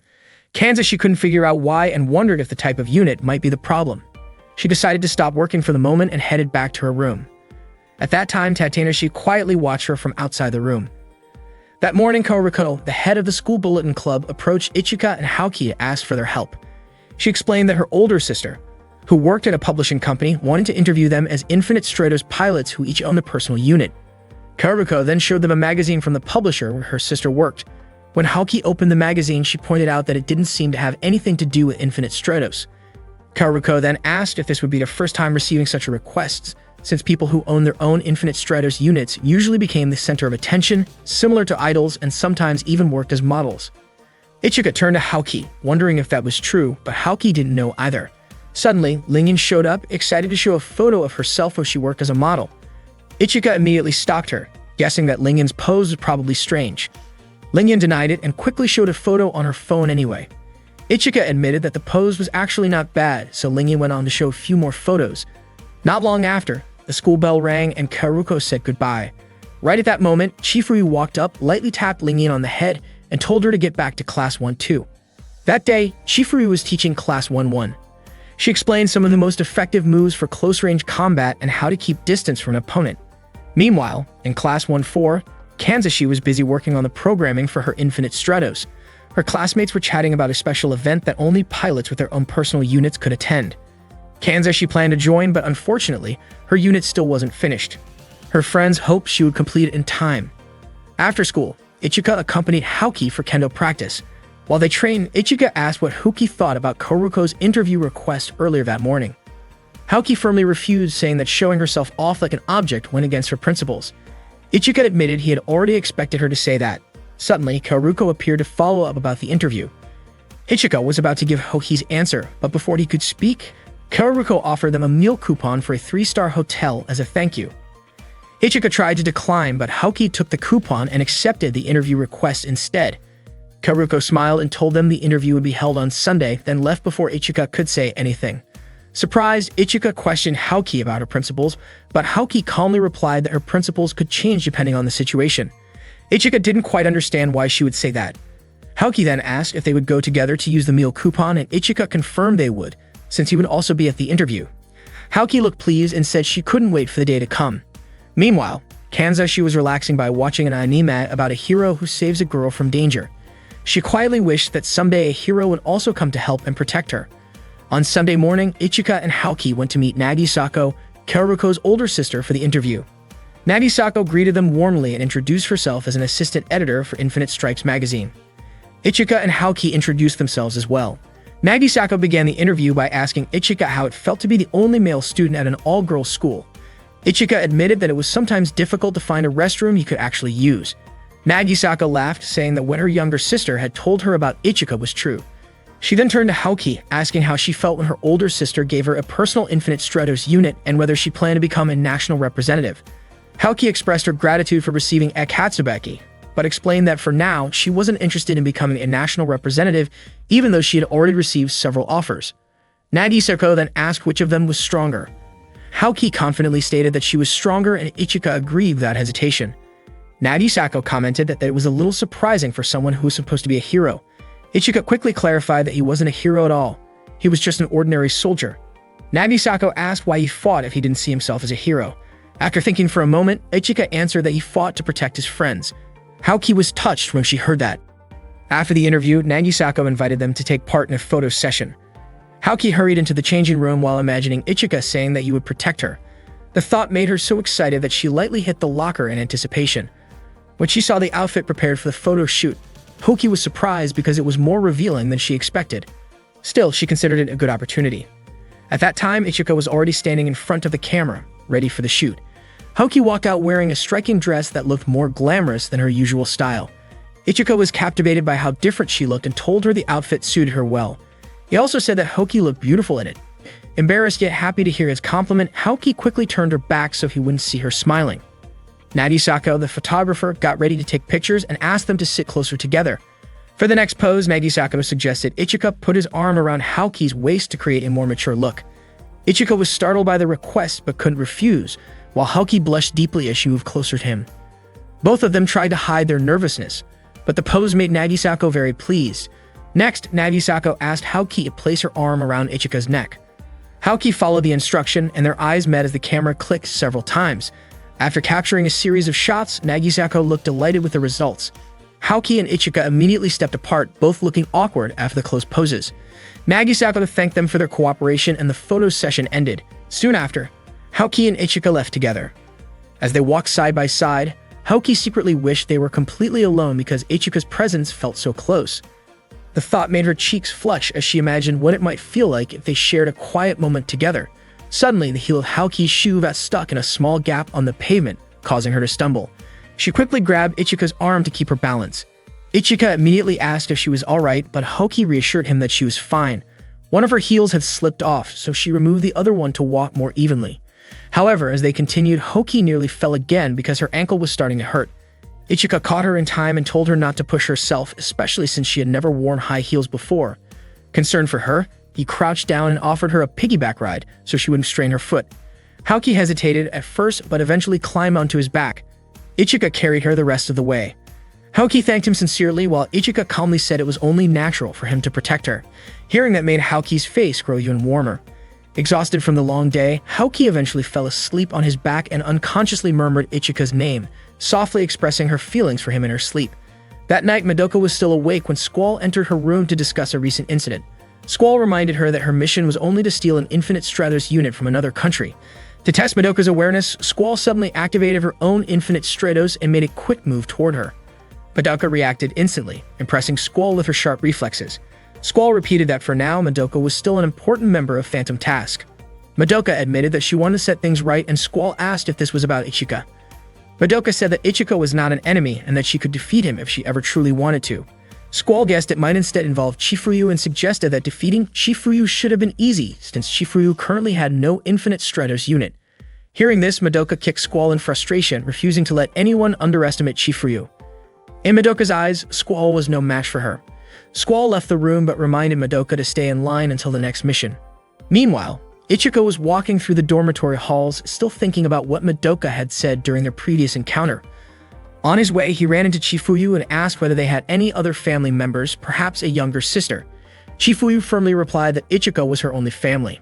The next day, Maya announced that there would be a team match designed to improve the skills of pilots who own their own Infinite Stratos units. Since more and more Infinite Stratos units have been stolen around the world, cooperation between personal unit owners was becoming more important. During lunch break, Charlotte brought a homemade meal for Ichika. Ichika felt really happy and thanked her. They enjoyed their lunch together on the school rooftop. Ichika commented that Charlotte was great at cooking Japanese dishes. Charlotte felt delighted to hear his compliment. Not long after, Lingyan showed up and asked Ichika to taste the stir-fried meat she had made. Ichika enjoyed the flavor, which made Lingyan smile with satisfaction. Charlotte and Lingyan exchanged sharp looks at each other. Ichika casually mentioned that anyone who could cook that well would make a wonderful wife someday. Both of their faces turned red after hearing that, and they began competing to feed him bites of their dishes. Ichika felt puzzled by their kindness, but they simply smiled and said it was nothing unusual. Charlotte then asked what kind of partner Ichika would want to team up with for the upcoming match. Ichika admitted that his shooting skills were still weak, so he hoped for a partner who could protect certain areas while focusing on teamwork to build compatibility. Curious in return, he asked what kind of partner Lingyan and Charlotte would like. Lingyan said she wanted someone who would help her when cornered and fight seriously at her side. Charlotte agreed with Lingyan's answer and added that she also wanted a partner who could think quickly during a match. After training, Ichika returned to his room and was surprised to find Tatanashi already waiting for him. Tatanashi earnestly asked Ichika to look after her younger sister. She showed him a photo of her sister Kanzashi and explained that Kanzashi was quiet and reserved but possessed decent abilities. Kanzashi was representing Japan, yet she still did not have a personal Infinite Stratos unit, and that, according to Tatanashi, was partly because of Ichika. Ichika was startled by the news. Tatanashi explained that Kanzashi's personal unit was being developed by the same company that handled Ichika's Byakushiki. However, since Byakushiki was given priority, Kanzashi's unit had been delayed. Ichika apologized sincerely. Tat-Hanashi then asked him to pair up with Kanzashi for the team match, even bowing her head to plead with him. Ichika wondered if he needed to invite Kanzashi himself. Tat-Hanashi requested that he not mention her name when making the invitation. Ichika suspected there might be tension between Tat-Hanashi and her sister, and Tat-Hanashi did not deny it. Understanding the situation, Ichika promised to try convincing Kanzashi. The next day, Laura approached Ichika and asked him to sign the registration form for the team match because she wanted to be his partner. Ichika declined, explaining that he had already promised to team up with someone else. Hearing this shocked Laura and the others nearby. Laura, frustrated, declared that she was his wife and questioned why he would choose someone else. In her agitation, she activated her weapon, ready to confront him. Fortunately, Shifuyu quickly stepped in to stop her and firmly scolded Laura for activating a weapon in class. Laura insisted she was only dealing with a matter between husband and wife. Shifuyu sharply replied that she had no need for an overconfident sister-in-law. Her words struck Laura deeply. Shifuyu then instructed Ichika to escort Laura back to her seat. Later that afternoon, Ichika trained with Haoki. Haoki commented that he was too slow. When Ichika fired a shot at her, Haoki easily deflected it and launched a counterattack, steadily draining Ichika's shield energy. Despite his efforts, Ichika still could not defeat her. After the training, Haoki quickly changed her clothes, feeling pleased about her victory. She felt even happier because Ichika had mentioned having a partner, and she confidently believed that he meant her. At the same time, Cecilia was also changing clothes and felt cheerful, certain that she was the one Ichika had chosen. Haoki was surprised to see Cecilia in such high spirits. They exchanged greetings, each quietly convinced that she was the chosen partner. Both of them believed they had already won Ichika's heart. Meanwhile, Ichika headed to Class 1-4 to meet Kanzashi. Approaching her, he politely introduced himself. Kanzashi replied that she already knew who he was and asked what business he had with her. Ichika invited her to be his partner for the team match, but Kanzashi immediately refused. She even remarked that she technically had the right to scold him but would not bother because it was too tiring. Ichika felt awkward in response to her blunt attitude. Kanzashi was checking the readiness of her personal Infinite Stratos, but no matter how many times she tried, it still wasn't finished. Every attempt ended with another error. She wondered if her machine might have been operational by now if Byakushiki didn't exist. That day, Ichika unexpectedly approached her to ask if she would team up with him for the upcoming group battle. Kanzashi ignored him and kept walking away, but Ichika refused to give up and continued following her. When he kept calling her by name, Kanzashi told him not to use her real name. Ichika tried calling her by her family name instead, but she rejected that too. In the end, he used a more generic greeting for a girl, but Kanzashi disliked that even more and told him it would be better to simply call her by her first name. Kanzashi asked why Ichika was so determined to partner with her. Remembering Tat-Hanashi's message not to reveal that it was Tat-Hanashi who suggested it, Ichika came up with the excuse that he wanted to see Kanzashi's personal Infinite Stratos. Hearing this, Kanzashi suddenly slapped him and quickly left. Ichika was left confused, not understanding why she reacted that way. Later in his room, Ichika was sitting seriously in front of his computer when Tat-Hanashi approached, surprising him. Tat-Hanashi asked if he was looking for someone to fix something. Ichika explained that he was wondering if anyone could help with Kanzashi's personal Infinite Stratos. Tat-Hanashi told him it wouldn't be that easy, since Kanzashi was probably trying to assemble it by herself. Tat-Hanashi was sure Kanzashi wanted to follow the same path she once did. This surprised Ichika, who hadn't known that Tat-Hanashi had built her own Infinite Stratos. Tat-Hanashi explained that she was assisted by Karuko and students from the programming department during her project. Curious, Tat-Hanashi asked how things were going between Ichika and Kanzashi. With a slightly embarrassed expression, Ichika admitted that Kanzashi had slapped him. Tat-Hanashi was surprised, noting that Kanzashi usually wouldn't waste energy on something so pointless. Half joking, she wondered if Ichika might have done something inappropriate to upset her. Ichika firmly denied it, insisting he would never behave like that. Tat-Hanashi, still intrigued, suggested that Kanzashi's unusual reaction might mean she had feelings for him. That night, Kanzashi watched anime in her room, still surprised at herself for slapping Ichika. The next day, Cecilia was busy with training.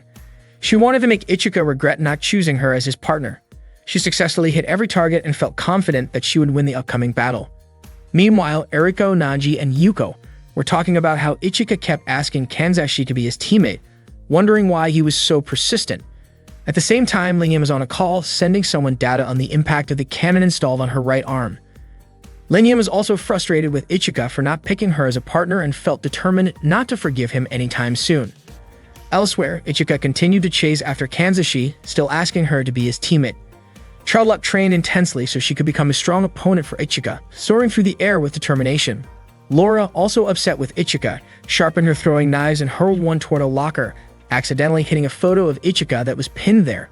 Shocked by what she had done, she panicked and accidentally dropped several knives onto herself, though thankfully without serious harm. Haoki was also annoyed with Ichika and even considered giving him a sharp warning with her sword. She trained vigorously, swinging her blade again and again. During her practice, Tatiana-shi suddenly appeared and startled Haoki by giving her a playful squeeze on the shoulder. Surprised, Haoki demanded to know why Tatiana-shi was interrupting her training with a real sword. Tatiana-shi casually asked Haoki to partner with her for the group battle and began scanning Haoki's body with a device.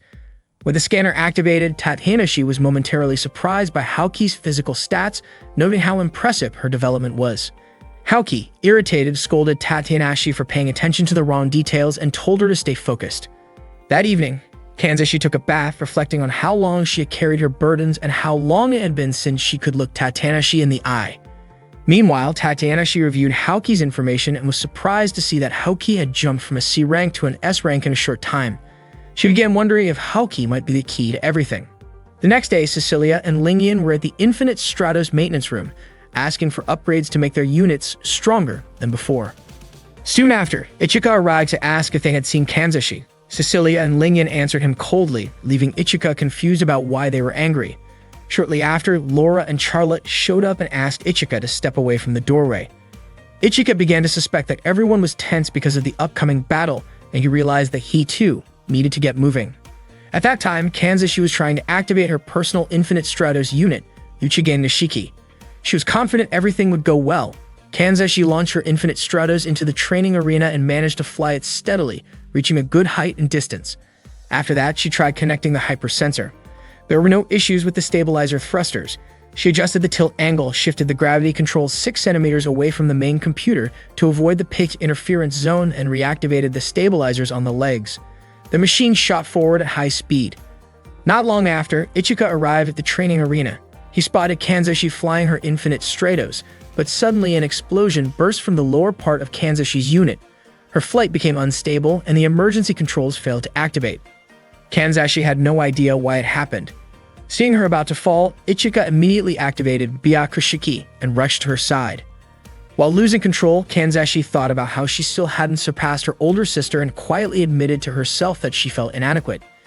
Ichika caught Kanzashi in midair, and the two of them landed safely. Kanzashi was shocked to realize that Ichika was the one who saved her, while Ichika himself had taken quite a hard impact. He was relieved to see that Kanzashi was unharmed. Ichika had already sensed that something like this might happen, which was why he said they needed to report the incident. Kanzashi apologized, believing it was all her fault. But Ichika reassured her, explaining that the problem came from her Infinite Stratos unit, not from her actions. With her face turning red, Kanzashi thanked Ichika for saving her. Ichika smiled and said it was only natural to help. Afterward, Ichika invited Kanzashi to eat with him. When their food arrived, they enjoyed the meal together. Ichika noticed Kanzashi dipping her tempura completely into the broth and teased that if Laura were there, she would probably start a playful argument, since Laura loved keeping food crunchy. Kanzashi simply preferred her food fully soaked in flavor. Ichika then offered Kanzashi a piece of his freshly fried chicken nanban. Kanzashi hesitated and blushed, but slowly opened her mouth to accept the bite. Smiling, Ichika asked if he could try some of her tempura, but Kanzashi quickly and shyly refused to share her food.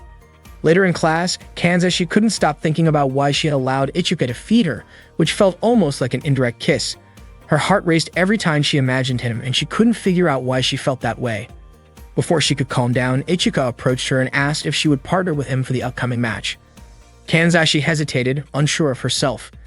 Ichika encouraged her, saying she would never know what she was capable of unless she tried. Even though Kanzashi still looked uncertain, Ichika assured her there was nothing to be afraid of. In that moment, Kanzashi suddenly saw Ichika as a heroic figure, just like the characters she admired in her favorite anime. Gathering her courage, Kanzashi shook his hand, accepting his invitation to be his partner in the battle. Ichika's face lit up with excitement, and he immediately suggested they go to the faculty office to officially register their team for the group match. That evening, Ichika asked Kanzashi how far she had progressed with her Infinite Stratos adjustments. Kanzashi admitted that some of the weapons still needed fine-tuning and that she hadn't tested them yet. The high-explosive multi-lock-on missiles required maintenance, and the particle cannon wasn't ready either.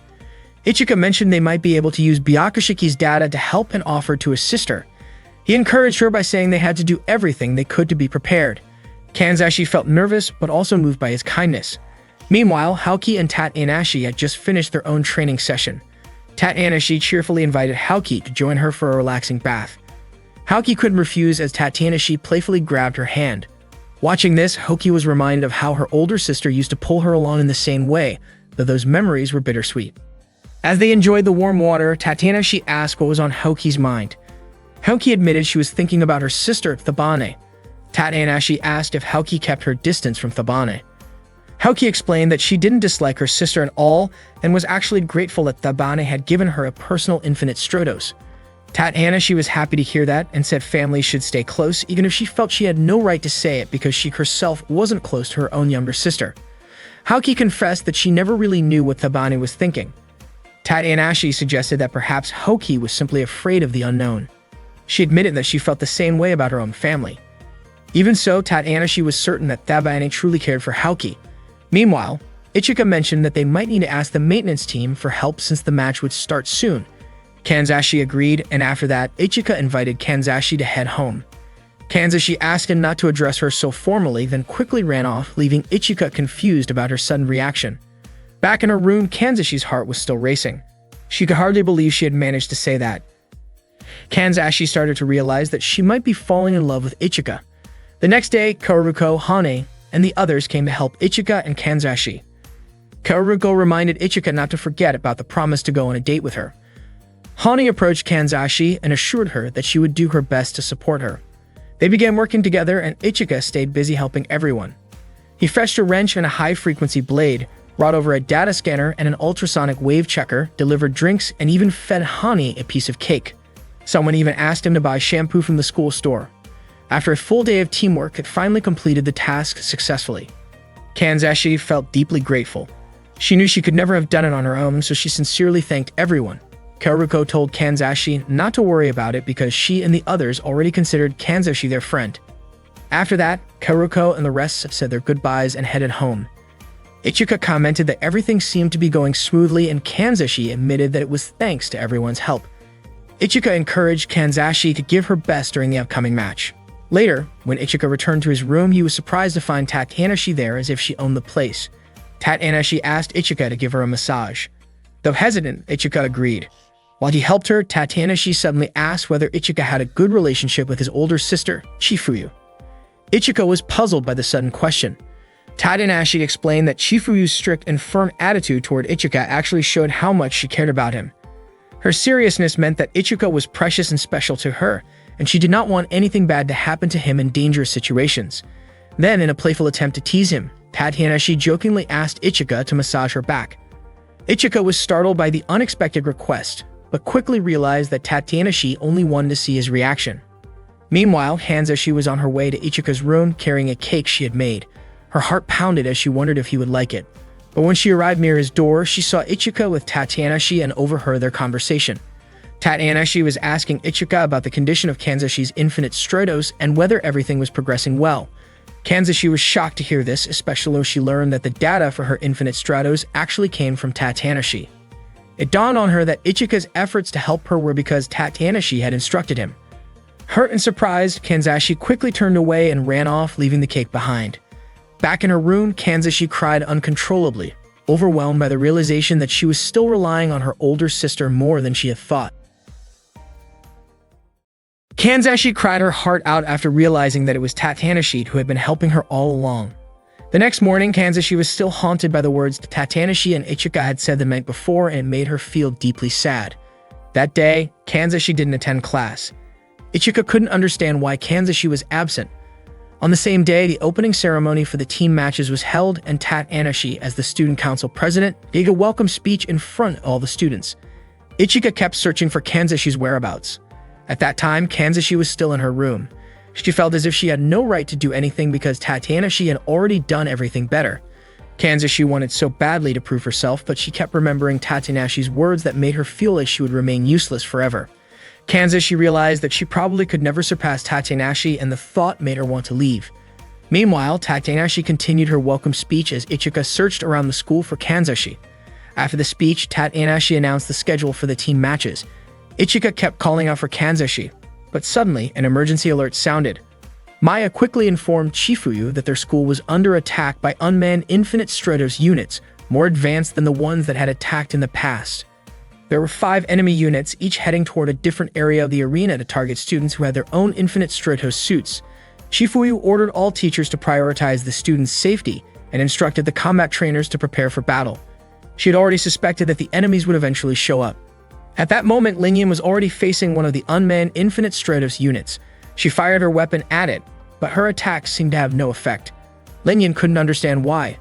Cecilia called for Lingyan to fall back and then launch a long-range attack, but the unmanned unit quickly dodged and countered with an even stronger blast. At the same time, Laura charged in with her blade, striking the enemy. When the unmanned unit prepared to shoot Laura at close range, Charlotte rushed in and blocked the attack to protect her. Suddenly, one of the unmanned Infinite Stratos units approached Kanzashi. Terrified, Kanzashi froze as the machine drew closer. She desperately wished someone would help her. As the unmanned unit reached out to capture her, Kanzashi screamed for Ichika. Ichika appeared just in time, blocking the attack. He asked if Kanzashi was okay, but the unmanned unit was already powering up its weapon. Ichika urged Kanzashi to activate her own Infinite Stratos immediately to protect herself. Kanzashi quickly activated her suit and saw Ichika struggling to hold back the enemy's heavy attack. Seeing him fight so hard inspired Kanzashi to join the battle. She powered up her weapon and struck the unmanned unit. Together, she and Ichika forced it back toward the arena. Meanwhile, Hoki was locked in a fierce fight with another unmanned unit. Tatanashi rushed in to help, driving her weapon into the machine's armor, but it was tough and resistant. She called out to Hoki to activate the weapon mounted on her back and push with all her strength. Working together, they managed to corner the unmanned unit against a wall. The enemy tried to break free from Tatanashi's piercing strike, but she kept pressing forward and urged Hoki to keep pushing so they could break through the armor. Tatanashi unleashed a powerful blast with her weapon and arm-mounted cannons. Hoki saw the danger in such a high-risk move and hesitated, but at that moment, the unmanned unit managed to strike Tatanashi, wounding her. Gritting her teeth through the pain, Tatanashi told Hoki to give everything. She had to hold the line so she wouldn't get hit again. Tatanashi assured Hoki that she wouldn't die and then activated the strongest attack of her mysterious lady's suit, the Misteltane's spear. Hoki shouted for her to stop, but Tatanashi launched the attack anyway, creating a massive explosion. The sound of the explosion immediately worried Ichika, who feared for Hoki and the others. Kanzashi kept fighting her opponent with determination. She told Ichika she could handle this enemy herself and urged him to check on the other gates. Ichika nodded and quickly left. Kanzashi prepared to finish the unmanned unit, vowing not to let it escape before she defeated it. Meanwhile, Maya detected an unknown energy signature inside the enemy units. A strange energy was interfering with the protective shields and could even disable absolute defenses. Chifuyu identified the attackers as anti-Infinite Stratos units, machines specifically built to fight Infinite Stratos suits. While Kanzashi continued her battle, she suddenly spotted Tatanashi's body lying motionless among the rubble. Shocked and horrified, Kanzashi screamed. Overcome with emotion, she attacked the unmanned unit with everything she had.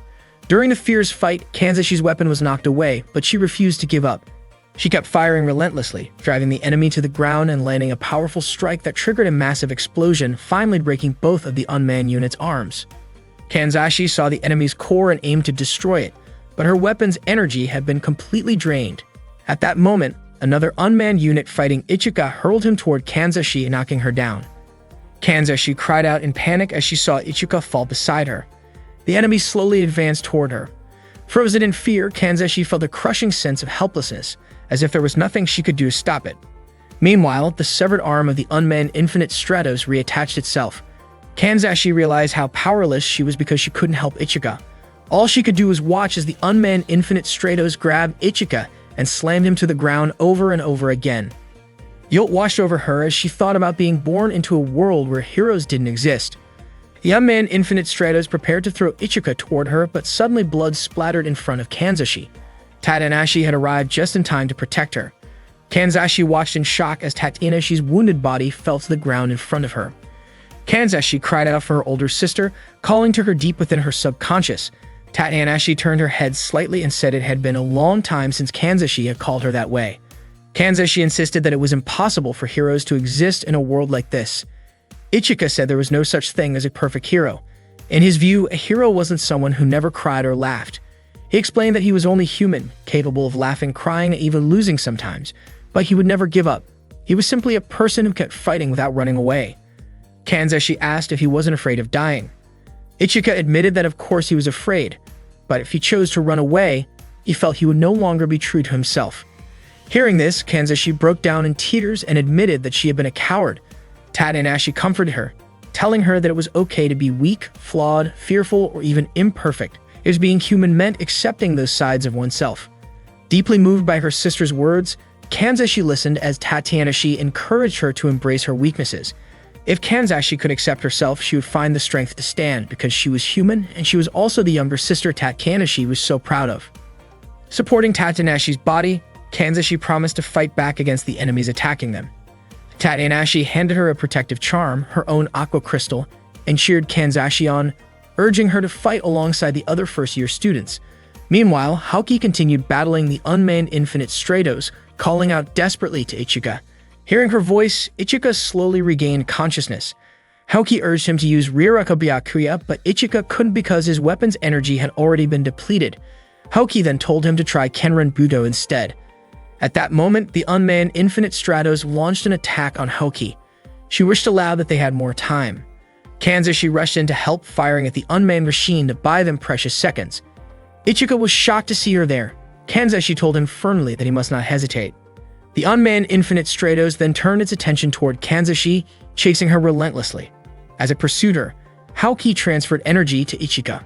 Kanzashi switched to manual guidance mode and prepared the Yama Arashi 48 missile warheads, taking full manual control of the system. She launched several missiles at the unmanned Infinite Stratos. The missiles tracked their target and exploded on impact, but to their surprise, the machine seemed nearly indestructible and continued its assault, firing back at Kanzashi. Fortunately, Haoki rushed in and deployed a protective shield to block the enemy's shots. She shouted as she unleashed the full power of her Akatsubaki unit. Haoki used a new weapon called Yugachi and successfully destroyed the left arm of the unmanned Infinite Stratos. Seizing the opportunity, Ichika charged in and struck at close range, shattering the machine's right arm. Kanzashi then fired another round of missiles, triggering a massive explosion across his body. But the blast wasn't enough to finish it. At that moment, the aqua crystal Tadanashi had given Kanzashi attached itself to the core of the unmanned Infinite Stratos. Tadanashi snapped her fingers, detonating the crystal from a distance.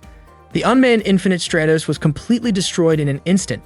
Tadanashi smiled in relief as Haoki, Kanzashi, and Ichika finally felt the weight lift from their hearts. At the same time, Lingyan succeeded in destroying the core of another unmanned Infinite Stratos. She and Cecilia defeated their opponent together. Elsewhere, Charlotte and Laura also managed to bring down their own unmanned Infinite Stratos, securing victory on all fronts. Tadanashi slowly regained consciousness that afternoon, lying in the student infirmary. When she tried to sit up, a sharp pain made her stop, and Kanzashi gently asked her to stay lying down and rest. Their eyes met, and for a moment it felt like the distance between them had disappeared. It had been a long time since they had been this close, and Tadanashi realized that it was all thanks to Ichika. She wondered why she had even asked Ichika for help in the first place, thinking that maybe, deep down, she wanted to be closer to him. Kanzashi suddenly noticed that Tadanashi's face had turned a soft shade of red and asked why she looked flustered. Embarrassed, Tadanashi quickly said that maybe it was just the glow of the evening sky making her cheeks look that way. Kanzashi lowered her gaze and apologized, admitting that she felt she hadn't been a good little sister to Tadanashi all this time. Tears welled up in Kanzashi's eyes as she spoke. Moved by her words, Tadanashi reached out and gently stroked her sister's head, telling her that none of what she said was true because Kanzashi was her precious and strong little sister, and nothing could ever change that. Hearing those words, Kanzashi was overcome with emotion, hugging her sister tightly as she cried in relief. Later that night, Maya was in a quiet discussion with Chifuyu about the unmanned Infinite Stratos units. These machines had been upgraded, but the key issue was that they were unregistered and only 2 of them could be repaired. Chifuyu calmly instructed Maya to inform the government that all of the units had been destroyed. Maya hesitated, worrying that such an action might put the school at risk, but Chifuyu reassured her with firm resolve, saying that she would risk her entire life if it meant protecting even 1 or 2 schools. The following day, Kanzashi found herself lost in thought, debating whether she was ready to confess her feelings to Ichika. After mustering all her courage, she finally walked to Ichika's room and knocked on the door. Ichika opened it and looked at her with a curious expression, asking what brought her there. With slightly trembling hands, Kanzashi handed him a neatly wrapped package she had prepared. When Ichika opened it, he found an anime cassette inside. His face lit up with delight as he recognized it from his childhood, remembering how he used to watch that anime and smiling warmly at the memories. He asked Kanzashi if she liked it too. Kanzashi's cheeks turned bright red as she admitted that she did. Ichika smiled at her response, which only made her blush even more. Her heart pounded and her whole body trembled as she nervously blurted out that she liked Ichika very much. Then, overwhelmed with embarrassment, she quickly turned and ran away. Ichika stood there, confused by her sudden outburst, wondering why she had acted like that. Meanwhile, Kanzashi felt a strange sense of relief for finally expressing her feelings, even though she immediately began to second-guess herself. Did she say something strange? Only then did she realize that Ichika's question might have only been about the anime, and it dawned on her with a mix of panic and disbelief that what she might have actually said sounded more like she was declaring how much she loved anime instead. That day, Kanzashi sat in the cafeteria with the girls who owned their own Infinite Stratos units. Everyone looked tense, and Lingyan was already impatient to hear Kanzashi's confession. Charlotte gently asked Lingyan to calm down since Kanzashi seemed frightened. Laura, on the other hand, suggested a rather harsh way to get the truth, which made Kanzashi even more nervous. Charlotte quickly handed Kanzashi a drink, and Kanzashi thanked her. Charlotte's warm smile turned into a sharp, focused look as she asked Kanzashi to explain everything. Cecilia and Haoki were also eager to hear Kanzashi's answer, wondering if she and Ichika were actually dating. Kanzashi was shocked by the question, and with her face turning red, admitted that she and Ichika were not in that kind of relationship. Lingyan and Haoki were surprised to hear that Kanzashi had already started calling Ichika by his first name. Stammering, Kanzashi explained that there was no chance between her and Ichika, so they were not a couple. The tense atmosphere softened after that. Cecilia commented that it seemed like all their worries were unnecessary. Haoki apologized to Kanzashi, and Kanzashi told everyone they could call her by her first name. Lingyan also allowed Kanzashi to call her by her first name in return. Laura then invited Kanzashi to join their training after school, and Kanzashi happily agreed, feeling very grateful.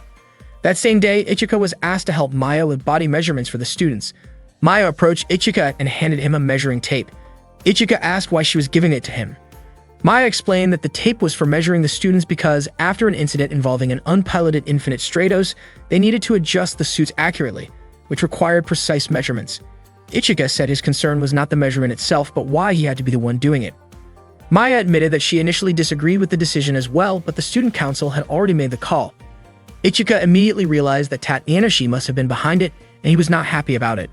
Suddenly, Shifumi raised her voice, asking why Ichika was making such a fuss. She gave him a firm tap on the head with her book and told him to stop overthinking something so simple. Ichika argued that it felt like a setup rather than a task. Shifuyu told him not to look so miserable, then handed him a blindfold before walking away. Ichika thanked her sincerely, but when he put the blindfold on, he discovered that it was see-through, which only made him more frustrated. The students were already lined up for the measurements, excited when they realized Ichika would be the one taking them. Maya instructed everyone to change into light clothing so measurements could be taken accurately. She told Ichika to call out the numbers while she recorded them. Maya then gently pushed Ichika into the measuring booth and closed the curtain. The first student to step inside was Kyoka. Ichika, startled, quickly turned his back and decided to keep his eyes closed, trying to stay calm. He asked Kyoka to raise her arms so he could take her measurements. Still blindfolded, he carefully placed the measuring tape, but his nervousness made the situation awkward. Kyoka, surprised by his clumsy movements, pointed out that he was measuring the wrong area. Ichika immediately apologized and tried to adjust, sweating from the embarrassment.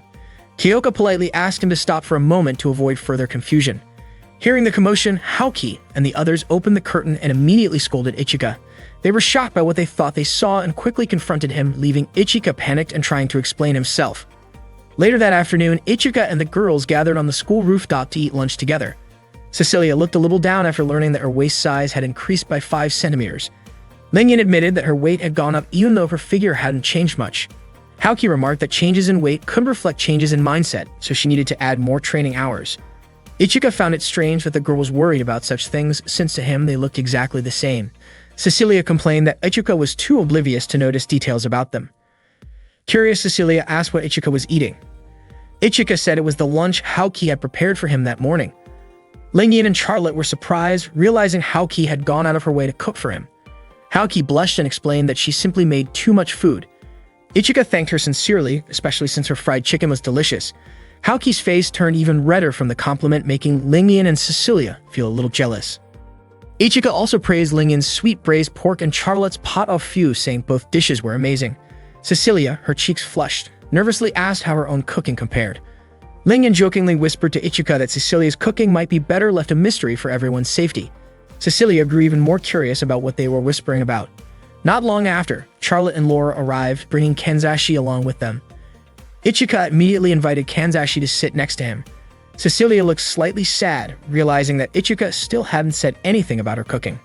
Cecilia went to see Haoki at night to learn how to cook authentic Japanese dishes, especially the kind of homemade lunch that Haoki always prepared so deliciously. Haoki was happy to teach her. Cecilia even brought a high-quality capon chicken from the city of Brest, but Haoki said she still had plenty of meat in stock, so they did not need to use the chicken. She kindly asked Cecilia to take it back, and Cecilia decided she would save the chicken for Christmas instead. Haoki began preparing everything, carefully setting out the ingredients. For the first step, she showed Cecilia how to cut the chicken thighs into bite-sized pieces and sprinkle them with a bit of salt. She asked Cecilia to mince garlic and ginger, but Cecilia accidentally dropped them. When it was time to heat the oil, Cecilia misunderstood and almost hugged the container of oil instead, making Haoki worry for a second. After frying the chicken, they let it drain for about 3 minutes. Not long after, Haoki's phone rang. She asked Cecilia to continue cooking while she stepped away. Wanting to make the dish look more appealing, Cecilia tried adding her own creative touch. She sprayed a bit of perfume to enhance the aroma and even coated the chicken with mustard. When Haoki returned, she was curious about the unusual smell and decided to taste it. The next day, Haoki did not come to school because she felt sick. Ichika was surprised because it was rare for Haoki to miss class, and he wondered what could have caused her sudden illness. Charlotte was puzzled too, since Haoki had sounded perfectly fine during their phone call the night before. The following day, Cecilia asked Charlotte to teach her how to make pot au feu. Laura was resting nearby, exhausted from training. Charlotte reminded Cecilia not to wake her up. Charlotte began chopping vegetables and asked Cecilia to cut the sausages diagonally. Impressed by how well Cecilia sliced them, Charlotte complimented her. Cecilia explained that Haoki had taught her how to cut ingredients the previous night, surprising Charlotte. Cecilia mentioned that Haoki suddenly got sick after cooking with her, which she could not understand, but she was sure Haoki would feel better after eating the pot au feu. Charlotte quietly wondered if Haoki's illness might have been caused by tasting Cecilia's cooking, but she quickly brushed the thought aside, especially since they were preparing the dish together this time. While they waited for the stew to finish, they heard Laura making noises as if she was having a bad dream. Charlotte hurried to check on her, leaving Cecilia to watch the pot. Cecilia noticed the color of the stew looked a bit dull. Soon after, Charlotte returned, drawn in by the savory aroma, and tempted to taste the dish early. Later that night, at around 2 in the morning, Laura woke up and noticed Charlotte asleep nearby. Feeling hungry, she headed to the kitchen and found the pot au feu still warm in the pot. Believing Charlotte had made it for her, Laura gratefully enjoyed the meal and silently thanked them for the thoughtful gesture. The next morning, Charlotte and Laura were both absent from class.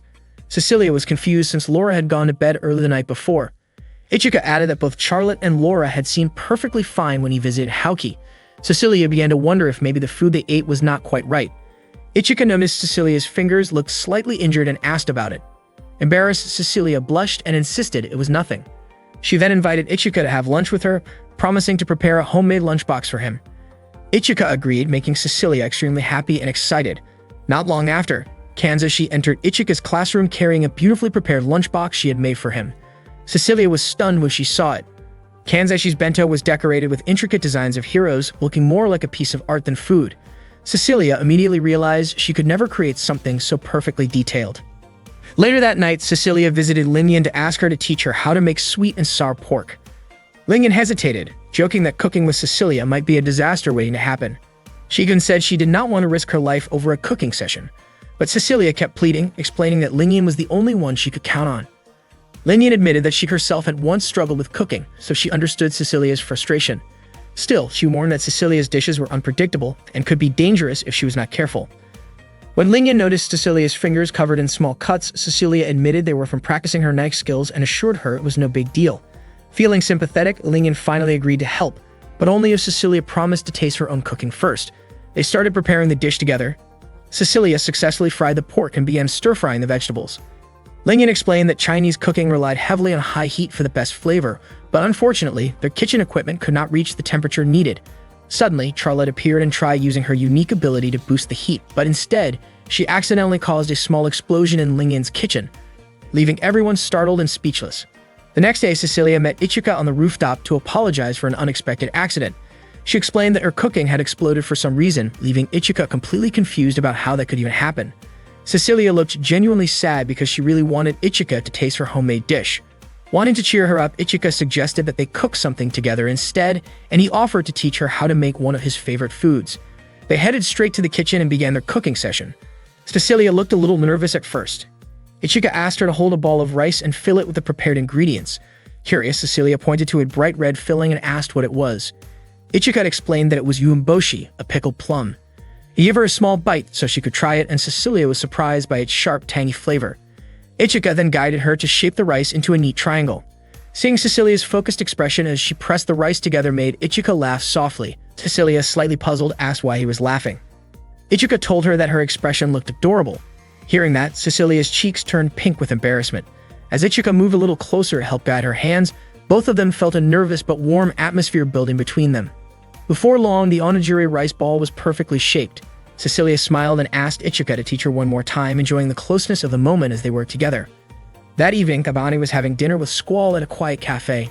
She enjoyed the ribs and wine that Squall had arranged for her, though she mentioned that everything was great except for a soup that strangely tasted like it had a sleeping aid. Squall then asked if Thabane had thought about designing a personal Infinite Stratos unit for Phantom Task. Thabane replied that it sounded troublesome and casually ordered dessert instead. Taking advantage of the distraction, Squall gave a subtle signal to Reiko, who quickly pointed a gun at Thabane. However, Thabane reacted with remarkable speed, knocking Reiko down before she could act. Thabane calmly remarked that both her mind and body had exceptional capabilities. Moments later, Silent Zephyrus appeared and aimed a weapon at her as well. Rather than being intimidated, Thabane admired the impressive Infinite Stratos unit. She leaped gracefully into action, skillfully countering Silent Zephyrus, until the pilot was forced to shut down the machine. During the confrontation, Thabane nearly overpowered the pilot but stopped short of causing serious harm. When she finally got a clear look at the pilot's face, she began to laugh and confidently guessed the girl's full name, Madoka, without being told. Both Madoka and Squall were shocked at how easily Thabane figured it out. With a playful smile, Thabane said she wouldn't mind creating a personal Infinite Stratos just for Madoka. She even invited Madoka to come along with her, though she politely asked Squall for permission first. Squall firmly refused, concerned it could lead to complications.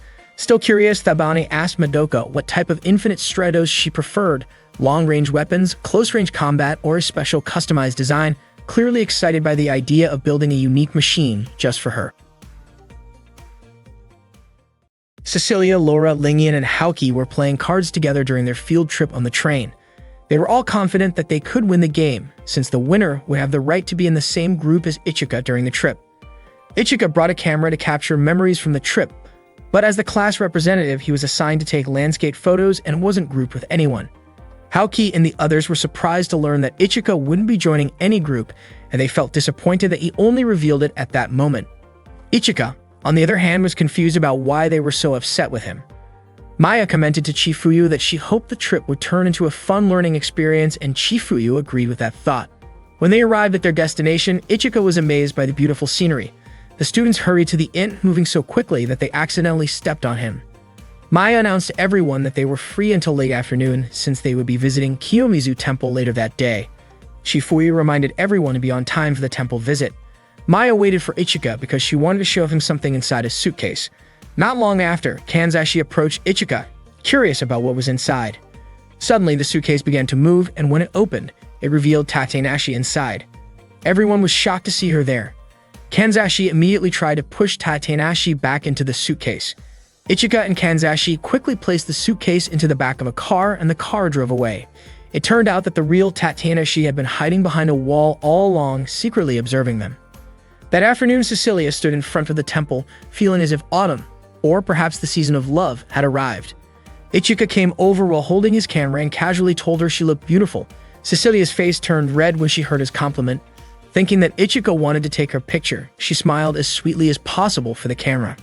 After Ichika took the photo, Cecilia rushed over to see the result, only to find out that the beautiful thing Ichika had mentioned was actually the scenery, not her. Ichika had been focused on photographing the view. Cecilia scolded him for this, and when Ichika asked if it was because the photo turned out blurry, she became even more frustrated. Soon after, Haoki and the others asked Ichika to take their pictures, and he happily agreed. Other students quickly followed, each wanting their photo taken by Ichika near the temple, striking different poses. After he finished photographing everyone, Ichika continued exploring the area in search of more scenic shots. Meanwhile, Charlotte was walking alone when she spotted Ichika and called out to him, asking what he was doing. Ichika explained that he was trying to retrieve the lens cap that had fallen beneath a wooden plank. Charlotte offered to help, thinking her smaller hands might reach through the narrow gap. She crouched down and reached for the lens cap, but the dark space made it difficult to grab. She tried several times until she finally managed to get it. During the process, her skirt shifted slightly, and Ichika, who noticed this, quickly turned his face away, his cheeks turning red. Once Charlotte handed the lens cap to him, she noticed Ichika's nervous expression and asked why he looked so flustered. Ichika quietly explained that her skirt had lifted a little. Surprised, Charlotte immediately adjusted her clothes with her hands. Ichika apologized for the situation. Charlotte told him she would forgive him if he agreed to keep her company for a while, and Ichika agreed. Charlotte then happily held his hand. Later, the temple became crowded with students on the field trip. Lingyan, who normally didn't pray to deities, decided to make a wish because the temple was famous for blessings of love. While pouring water over the deity statue, she secretly wished that Ichika would notice her feelings. Cecilia arrived just as Lingyan finished her prayer. Both of them felt nervous and exchanged small talk, clearly embarrassed to admit that they were both hoping for a romantic miracle from the temple. Unexpectedly, Laura appeared and prayed for a future blessed with many children. Lingyan was puzzled by Laura's wish, only to learn that Laura was simply copying what other visitors were praying for. Not long after, Charlotte and Ichika showed up. Charlotte looked flustered, realizing that the others had seen her together with Ichika. Cecilia asked why Charlotte had been alone with him, while Lingyan teasingly guessed that they might have just gone on a date. Charlotte quickly denied it, and Ichika assured them that there was no way they had been on a date. He reminded them not to get too angry, joking that too much frowning would make them age faster. Ichika encouraged everyone to enjoy the school trip together instead. Unexpectedly, their expressions turned intimidating as they grew irritated by his words, causing Ichika to dash away while they chased after him. Meanwhile, Maya was walking behind Chifuyu and asked if something was bothering her, since Chifuyu had looked gloomy for a while. Chifuyu explained that she just wanted the students to enjoy their school field trip, especially because the school and the students had already been attacked by enemies several times before. She reminded Maya to stay alert and keep an eye on the surroundings. At that moment, Ichika was walking alone, having just managed to escape from a group of girls who had been chasing him in frustration. Suddenly, Hani appeared wearing a traditional outfit and greeted Ichika. Hani admitted that she was being chased by Kanzashi. Sure enough, Kanzashi soon showed up, looking exhausted from running after Hane. Ichika asked why Kanzashi was running around in such clothes. Kanzashi explained that her friends had pressured her into renting the outfit, and although she hadn't wanted to wear it, she had no choice. Ichika commented that the traditional outfit actually suited Kanzashi very well. Before they could continue talking, a knife suddenly flew down from above, almost hitting Ichika.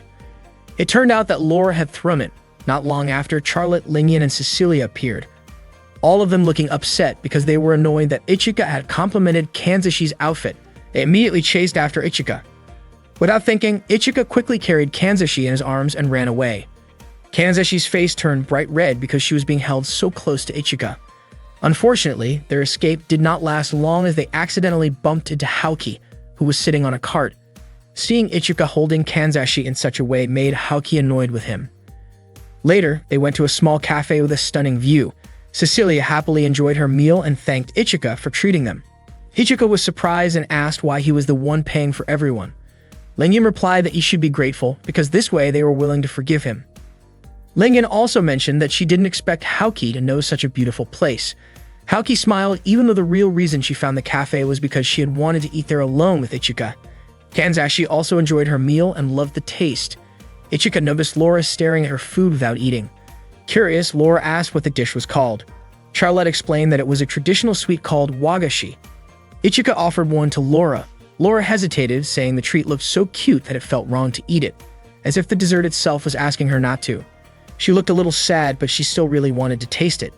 Ichika encouraged her to try it, assuring her it was delicious. Laura finally took a bite and immediately found the taste amazing. The scenery around them was breathtaking, and Ichika enjoyed the view from a bridge. He stood quietly, remembering his memories with Chifuyu from when he was a child up to the present. He recalled how Chifuyu always reminded him to never forget the people who were part of his past. Ichika also thought of Haoki, who had been his friend when they practiced kendo together. Before long, Haoki approached him. Ichika asked why she was alone, and Haoki explained that she had become separated from the others. She told him about a beautiful bamboo forest nearby. Since Ichika hadn't been there yet, he invited Haoki to go together. Haoki's face lit up happily as she accepted. Walking side by side through the bamboo forest, Haoki said the place felt calming, and Ichika agreed. Haoki admitted that she had wanted to visit this spot with Ichika for a long time. Ichika remembered how, when they were younger, they often walked together after kendo practice. Haoki blushed as she recalled those times. Ichika said he missed those days too, but then his mind suddenly drifted to the image of someone else. Haoki noticed his distracted look and asked why he seemed different. Ichika said it was nothing and asked if he could take a photo of her. Just as he was about to take the picture, Squall appeared and offered to take one of the two of them together instead. Ichika handed the camera to Squall, and as he and Haoki stood close to each other, Squall snapped the photo. They thanked her afterward. Squall remarked that Ichika and Haoki looked like a great match. Before leaving, Squall called Ichika by name, which surprised him because he had never met her before and couldn't figure out how she knew who he was. That evening, the students visited the Kiyomizu Temple, which stood 13 meters high on the mountainside and was supported by 139 pillars known as the Pillars of the Underworld. The students were amazed by the breathtaking view. Charlotte and Cecilia both commented on how stunning the scenery was. Maya reminded everyone to gather at the monorail stop when it was time to leave. Ichika noticed Chifuyu standing off to the side, lost in thought, and he quietly took a picture of her. Chifuyu caught him in the act and pointed out that taking photos of a woman without permission was not very polite. Ichika apologized, but to his surprise, Chifuyu asked if she could have a copy of the picture. Charlotte approached Ichika and asked to see the photos he had taken earlier. Ichika showed them to her, and Charlotte was surprised by how many places he had already explored. While looking at the photos, Charlotte's chest unintentionally brushed against Ichika's arm, making him a bit nervous. Cecilia soon joined in to see the photos too, and her chest also accidentally pressed against his arm, which made Ichika even more tense. He asked them to take turns so everyone could see. Soon after, Yuko and several other girls gathered around, all of them crowding so tightly that Ichika was practically squeezed between them. Struggling to free himself, he accidentally dropped his camera. Ichika quickly moved to retrieve it from the lower level. While Ichika was searching for his camera near the bushes, Madoka suddenly appeared in front of him. Madoka said that she had come to take his life. She then activated her personal Infinite Stratos unit called Black Knight. Meanwhile, it was almost time for the students to gather, but Cecilia suddenly walked away, which made Haoki call out to her. Cecilia explained that Ichika had not returned yet, so she wanted to check on him. At that moment, the other students were already inside the train car. Shizune and Eriko reported that Ichika, Haoki, and Cecilia were still missing.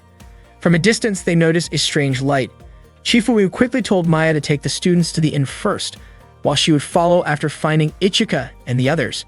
However, to everyone's shock, the train had already been hacked, leaving Maya and the students stunned. At the same time, Squall was watching the city from a high vantage point with a serious expression. Tatanashi, who found her behavior suspicious, approached and confronted her. Squall asked if Tatanashi's Infinite Stratos was still the one once known as the Thick Fog of Moscow. Tatanashi explained that this was its old name and revealed that her current unit was called Mysterious Lady. Tatanashi then questioned what Phantom Task was planning. Instead of answering, Squall asked how much Tatanashi actually knew. Tatanashi firmly declared that she would not allow Phantom Task to act as they pleased. Squall replied that it seemed Tatanashi had arrived too late, then quickly activated her weapon and moved to restrain her. Meanwhile, the train carrying the students began to accelerate dangerously. Lingen turned to Kanzashi and asked what was happening. Kanzashi immediately tried to access the train's control system. Maya asked Chifuyu what they should do next.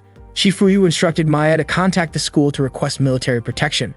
She was shocked to realize that Phantom Task was willing to use any means necessary to attack the students. At the same time, Haoki and Cecilia were still running through the forest, calling out for Ichika. Suddenly, a blast shot past them, narrowly missing its target. The attack came from Reiko's Infinite Stratos. Haoki glared in frustration, while Reiko coldly asked if they still remembered her. Ichika demanded to know why Madoka was always targeting him. Madoka revealed that Ichika was not her true target and that her real mission was to kill Chifuyu. Ichika was stunned to hear that his older sister was the one Madoka wanted to eliminate.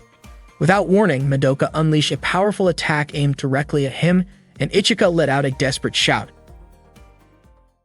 Ichika lay helpless after being struck by Madoka's gunfire. Madoka was confident that with her personal Infinite Stratos, she could defeat Chifuyu, so she immediately set out to find her. At that moment, Chifuyu was on a moving monorail. She asked Kanzashi to contact the mainframe to stop the train, but it seemed the system had been hacked. Frustrated by the troublesome situation, Chifuyu tried to keep her focus. Meanwhile, Tatiana was struggling to break free from Squall's grasp. There was no way she would allow Squall to carry out her plan. Squall revealed that she had planted a bomb on the Infinite Stratos School monorail and demanded that Tatiana stop it if she could. Tatiana insisted she was capable of doing so, which only caused Squall to tighten her grip, making Tatiana wince in pain. Squall attempted to end their fight, but Tatiana transformed into mist and escaped. Activating her own Infinite Stratos, Tatiana took to the sky, but Squall immediately pursued her, launching relentless fire attacks. Tatiana skillfully dodged each blast. At the same time, Kanzashi was hacking into the programming system when Tatiana contacted her, warning that a bomb had been planted on the monorail and urging her to stay alert. They estimated about 30 minutes remained before detonation. Kanzashi quickly relayed the warning to Maya, Chifuyu, and Charlotte, letting them know there was a bomb on the train. Ichika regained consciousness and vowed not to let Madoka harm Chifuyu. Elsewhere, Reiko was firing at Hoki and Cecilia. Haoki activated Akatsubaki while Cecilia activated Blue Tears, and both immediately took flight to dodge Reiko's attacks. Madoka, still searching for Chifuyu, locked onto her location and prepared to move in, but a military unit arrived and opened fire on her. Madoka retaliated by striking back at the soldiers. Inside the monorail, Maya monitored the situation from her console and informed Chifuyu that a massive energy signal was heading toward the train while firing at the Infinite Stratos troops. Laura and Cecilia requested permission to engage, but Chifuyu ordered them to remain inside the train. Surprised by the command, Laura questioned the decision, yet Chifuyu firmly told them to stay calm and wait for her instructions. With 17 minutes left before the bomb could explode, Kanzashi continued to work on the system hack. Haoki and Cecilia kept fighting Reiko, but Haoki urged Cecilia to head for the monorail with her. Refusing to let them escape, Reiko fired again, striking Cecilia and forcing her downward. Recovering quickly, Cecilia regrouped with Haoki, and the two accelerated toward the train with Reiko in pursuit. Meanwhile, Tatiana was still battling Squall while dodging her shots. Unfortunately, Squall's strength was overwhelming, and she managed to pin Tatiana down, knocking her into the river. Madoka continued attacking the soldiers while tracking the monorail carrying Chifuyu. Maya reported that the enemy's Infinite Stratos was closing in fast. Chifuyu and the others spotted the black armored unit approaching through the window. Madoka unleashed a powerful blast at the train, but Ichika intercepted it just in time. Shocked to see him alive, Madoka could not believe her eyes. Ichika declared that he would not fall to such an attack and refused to let her advance any further. The two began their fierce battle. Ichika informed Chifuyu that he would handle Madoka, and Chifuyu warned him about the bomb, reminding him that only 10 minutes remained. Lingian and the others grew anxious for Ichika's safety, but he urged everyone to stay put and remain safe. Reiko continued chasing Haoki and Cecilia, forcing Haoki to report to Ichika that she and Cecilia would join the fight. Reiko's gunfire kept pressing Haoki, who darted through the air to evade the blasts. At the same time, Ichika flew over the river, dodging Madoka's relentless attacks. Madoka laughed loudly, amused at Ichika's struggle to keep up. Ichika retaliated with his own counterattacks, though some of Madoka's shots grazed the monorail itself. Finally, Kanzashi succeeded in unlocking the system. Chifuyu immediately ordered everyone with personal Infinite Stratos units to stop the monorail before time ran out. As the remaining minutes ticked away, Reiko continued her assault on Haoki. Haoki pushed Reiko back and forced her to the ground, calling on Cecilia to finish the fight. Cecilia then launched a long-range shot directly at Reiko, successfully defeating her.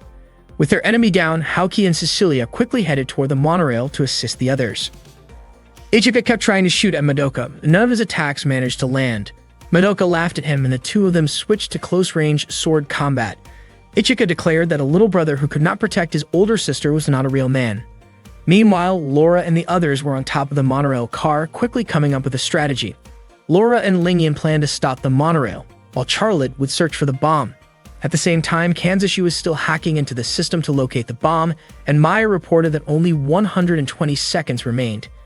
Ichika continued to fight Madoka with everything he had, but time was running out fast.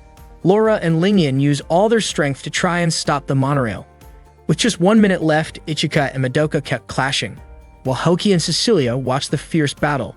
When the timer dropped to 30 seconds, Kanzashi finally pinpointed the location of the bomb. She quickly informed Charlotte, who rushed to the spot, grabbed the bomb, and threw it toward Laura. Just as the time ran out, the bomb exploded. Ichika was stunned, completely shocked by the sudden blast. Madoka smiled coldly and immediately launched an attack at Ichika. Distracted by the explosion, Ichika failed to defend himself and was struck by Madoka's attack. He fell hard in front of Haoki and Cecilia. Haoki screamed Ichika's name in panic and immediately flew toward him, managing to catch him before he hit the ground. Cecilia quickly prepared to face Madoka. At the same time, Laura managed to contain most of the explosion with her protective barrier, preventing the blast from harming anyone else. Everyone felt relieved for a brief moment, but Maya reported that Ichika had been defeated, shocking Chifuyu. Cecilia and Madoka faced each other. Madoka demanded that Cecilia step aside, but Cecilia refused to move until Madoka destroyed her. Cecilia unleashed a barrage of attacks, but Madoka easily caught her off guard and slammed her to the ground. Just as Madoka aimed her weapon at Cecilia, Charlotte arrived in time to block the strike. Laura followed up with an attack from behind, surprising Madoka. Laura and Charlotte kept pressing forward, refusing to give Madoka any chance to escape. While the fight raged on, Ichika's consciousness drifted in another dimension, even though his body lay motionless on the ground. Haoki held him close, tears streaming down her face as she begged him to wake up. Her tears soaked Ichika's body as the evening sky darkened around them. Charlotte, Lingyan, Kanzashi, and Laura kept battling Madoka with everything they had. Despite all their combined power, they could not overpower her. Madoka's strength was overwhelming. In the other dimension, Ichika finally opened his eyes and found himself staring at someone who looked like Chifuyu. Suddenly, the entire space turned pitch black. The figure who resembled Chifuyu grabbed him by the neck and declared an intention to kill him. Ichika refused to give in, insisting that the fight was not over because his friends were still battling and he could not remain there in silence. He wished for Byakushiki to lend him even a little strength. At that moment, a silver-haired girl wearing a hat appeared, gently held his hand, and granted his wish. Back in the real world, Charlotte and the others finally managed to knock Madoka down. Cecilia seized the moment and launched a powerful finishing attack, triggering a massive explosion.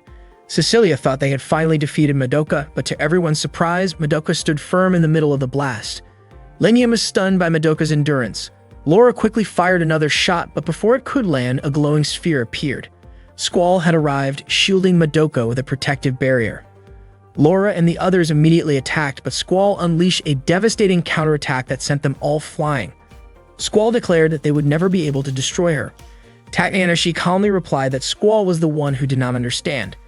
She prepared a long-range strike and fired with perfect accuracy, landing a direct hit on Squall. Tachibana then called out to Ichika, urging him to act.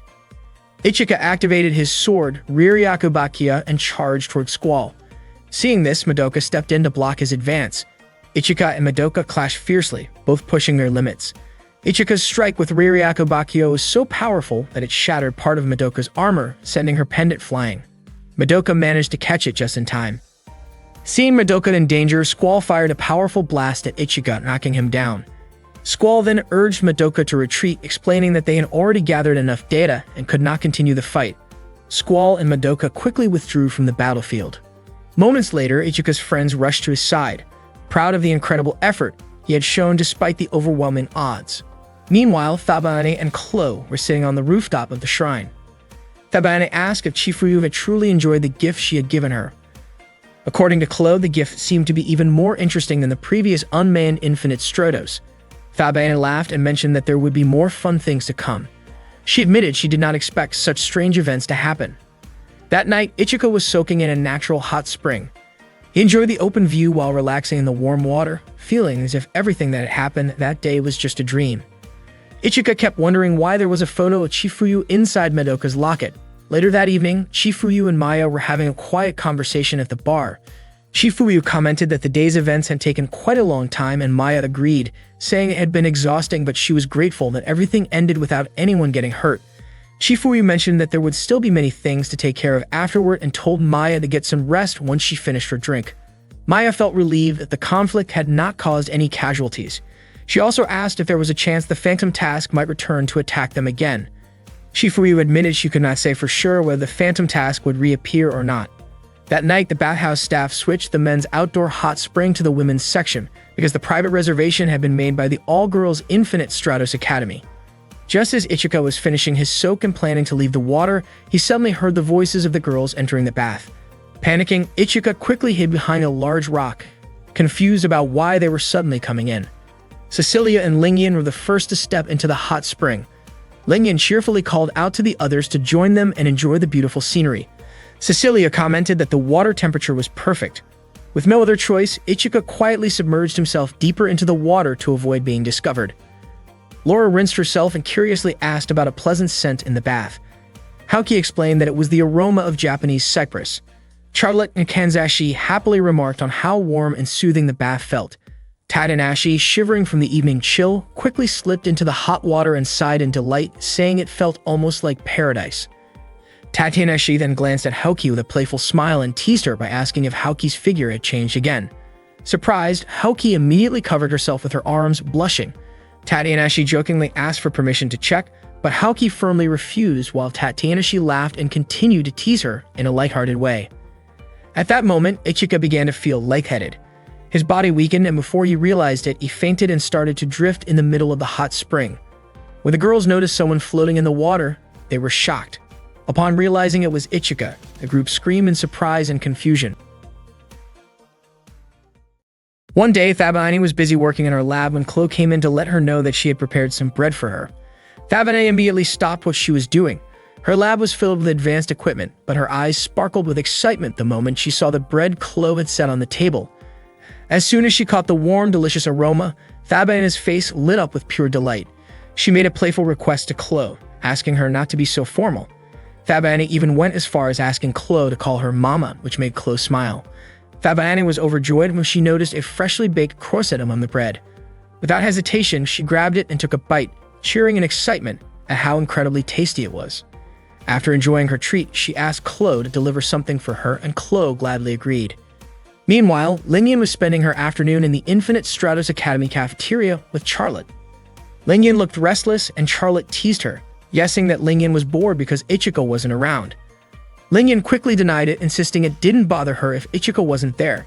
She claimed her boredom came from the fact that all the Infinite Stratos units were currently under repair after an incident involving an unmanned IS attack. Lingyan worried that if the repairs took too long, they might not be able to use their own IS units due to the personal lock mode. Charlotte mentioned that Ichika had even gone all the way to the Infinite Stratos developers to help solve the issue. Without thinking, Lingyan admitted that she hoped Ichika would come back soon. Charlotte heard this and simply smiled, which made Lingyan blush. Embarrassed, Lingyan quickly added that she wasn't lonely at all. Before they could continue talking, the lights suddenly went out and every door around them slammed shut. The emergency power didn't kick in and no alarms sounded. Both girls immediately knew something was seriously wrong. A few moments later, Shifuyu sent a message to all personal IS users, instructing them to gather in a special underground room. She also sent them a map to guide the way. At the same time, Ichika was inside the Kuramochi Research Institute. He entered a high-tech room that looked strangely quiet. Suddenly, a young woman appeared with a bright smile, startling him. She playfully approached Ichika from behind and surprised him with her sudden closeness. Ichika jumped in shock, which made the woman laugh. Calling him by his full name, the woman introduced herself as Kagurabi Hikaruno, the head of the second research division at the Kuramochi Institute. Ichika was surprised she knew who he was. Hikaruno explained that Byakashiki, Ichika's IS unit, had sustained significant damage and would need maintenance there for faster repairs. Ichika asked if the maintenance would take a long time. Hikaruno reassured him and suggested he pass the time by fishing in the nearby river. With a cheerful grin, she even handed him a fishing rod, explaining that the river was full of fish and that he could easily find bait along the riverbanks. Back at the academy, Haoki, Cecilia, Charlotte, Lingyan, and Laura arrived at the underground room. It was their first time seeing this hidden location, and none of them had imagined that such a place existed beneath Infinite Stratos Academy. Shifuyu was already there and immediately briefed them on the situation. All school systems had gone offline, and she suspected that someone was hacking into the Infinite Stratos network. Maya reported that no students had been harmed so far, but their top priority was to regain control of the academy's main system. To do that, Maya explained that the girls would have to enter the school's core network from inside a computer system. Cecilia and Lingyan were shocked by the idea, while Laura asked if it meant virtually entering the computer world using the AIS pilot testing equipment. Charlotte understood the concept in theory, but admitted she was still unsure. Shifuyu calmly instructed them to prepare for the mission. Kanzashi was assigned as their guide during the operation. Haoki and the others lay down inside a special device to begin the process. Kanzashi gave them a countdown before activating the system, and within seconds, they successfully entered the virtual world. At the same time, Shifuyu gave Tatanashi a separate mission. She tasked her with intercepting any hostile forces that might approach the academy.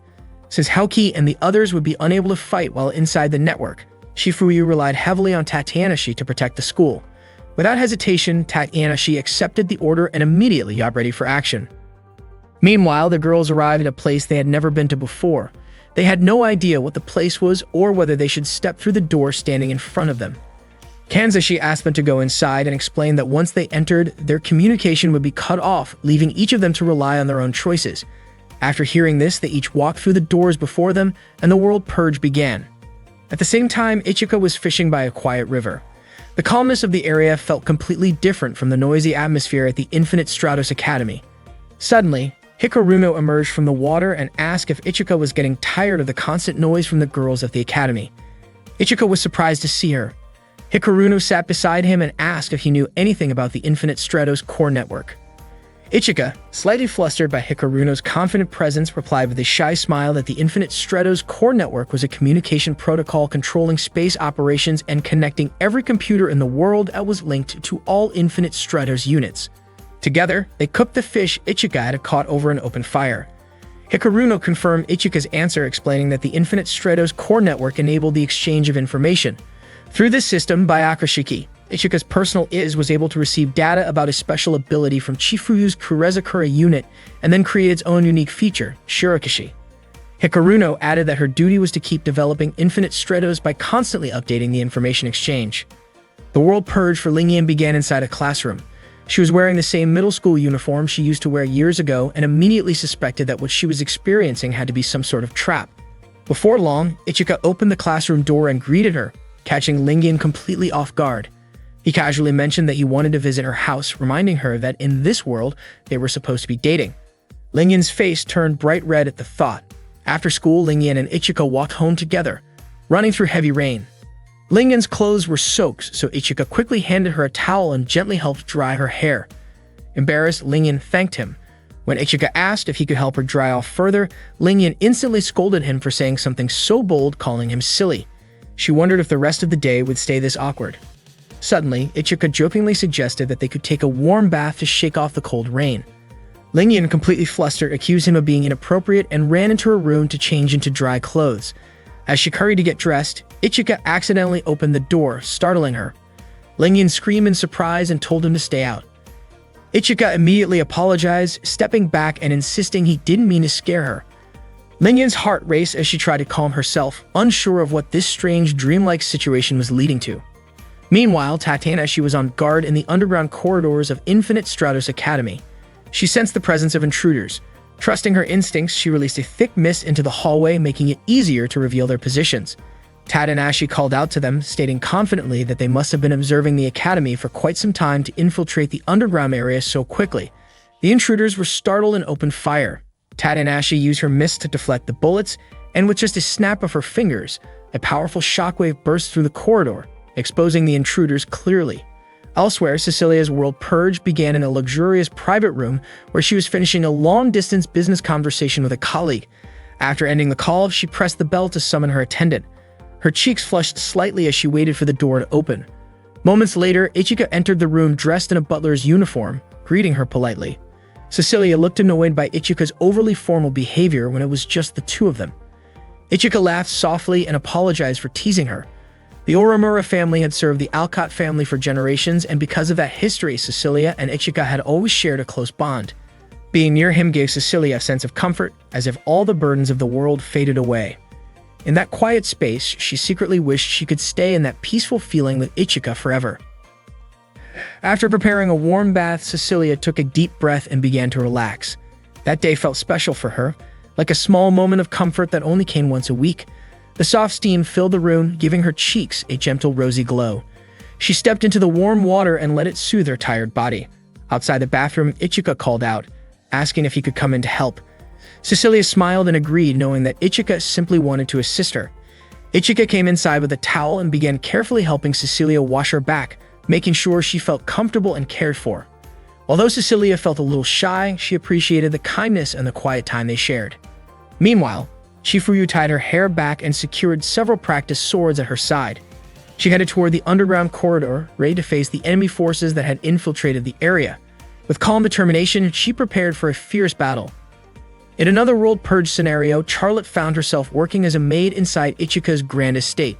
While cleaning the room, she was surprised when Ichika handed her a beautiful dress as a thoughtful gift.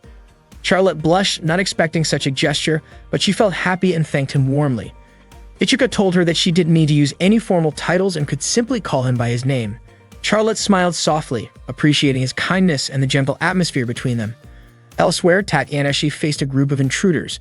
Moving swiftly, she dodged a series of attacks and skillfully countered each one with precise kicks and quick maneuvers. The enemy squad was no match for her speed and strategy, and she defeated them with remarkable ease. At the same time, an Infinite Stratos unit piloted by the leader of the American forces broke through the underground passage. Chifuyu stood ready, raising her weapon and meeting the challenge head-on. When she realized the machine was Brynhildr, she steadied her grip and declared that the opponent should prepare for a true test of skill. Another world purge sequence began for Laura, who was happily waiting for Ichika to finish cooking. Soon, Ichika brought her a perfectly made omelet, which made Laura beam with gratitude. Since it was Laura's day off, Ichika decided to use a request coupon he had earned earlier. Laura tilted her head curiously, wondering what you would ask for. Instead of anything strange, Ichika simply requested that they spend the afternoon together, enjoying a peaceful and relaxing time. Laura blushed lightly at the unexpected sweetness and agreed with a small smile.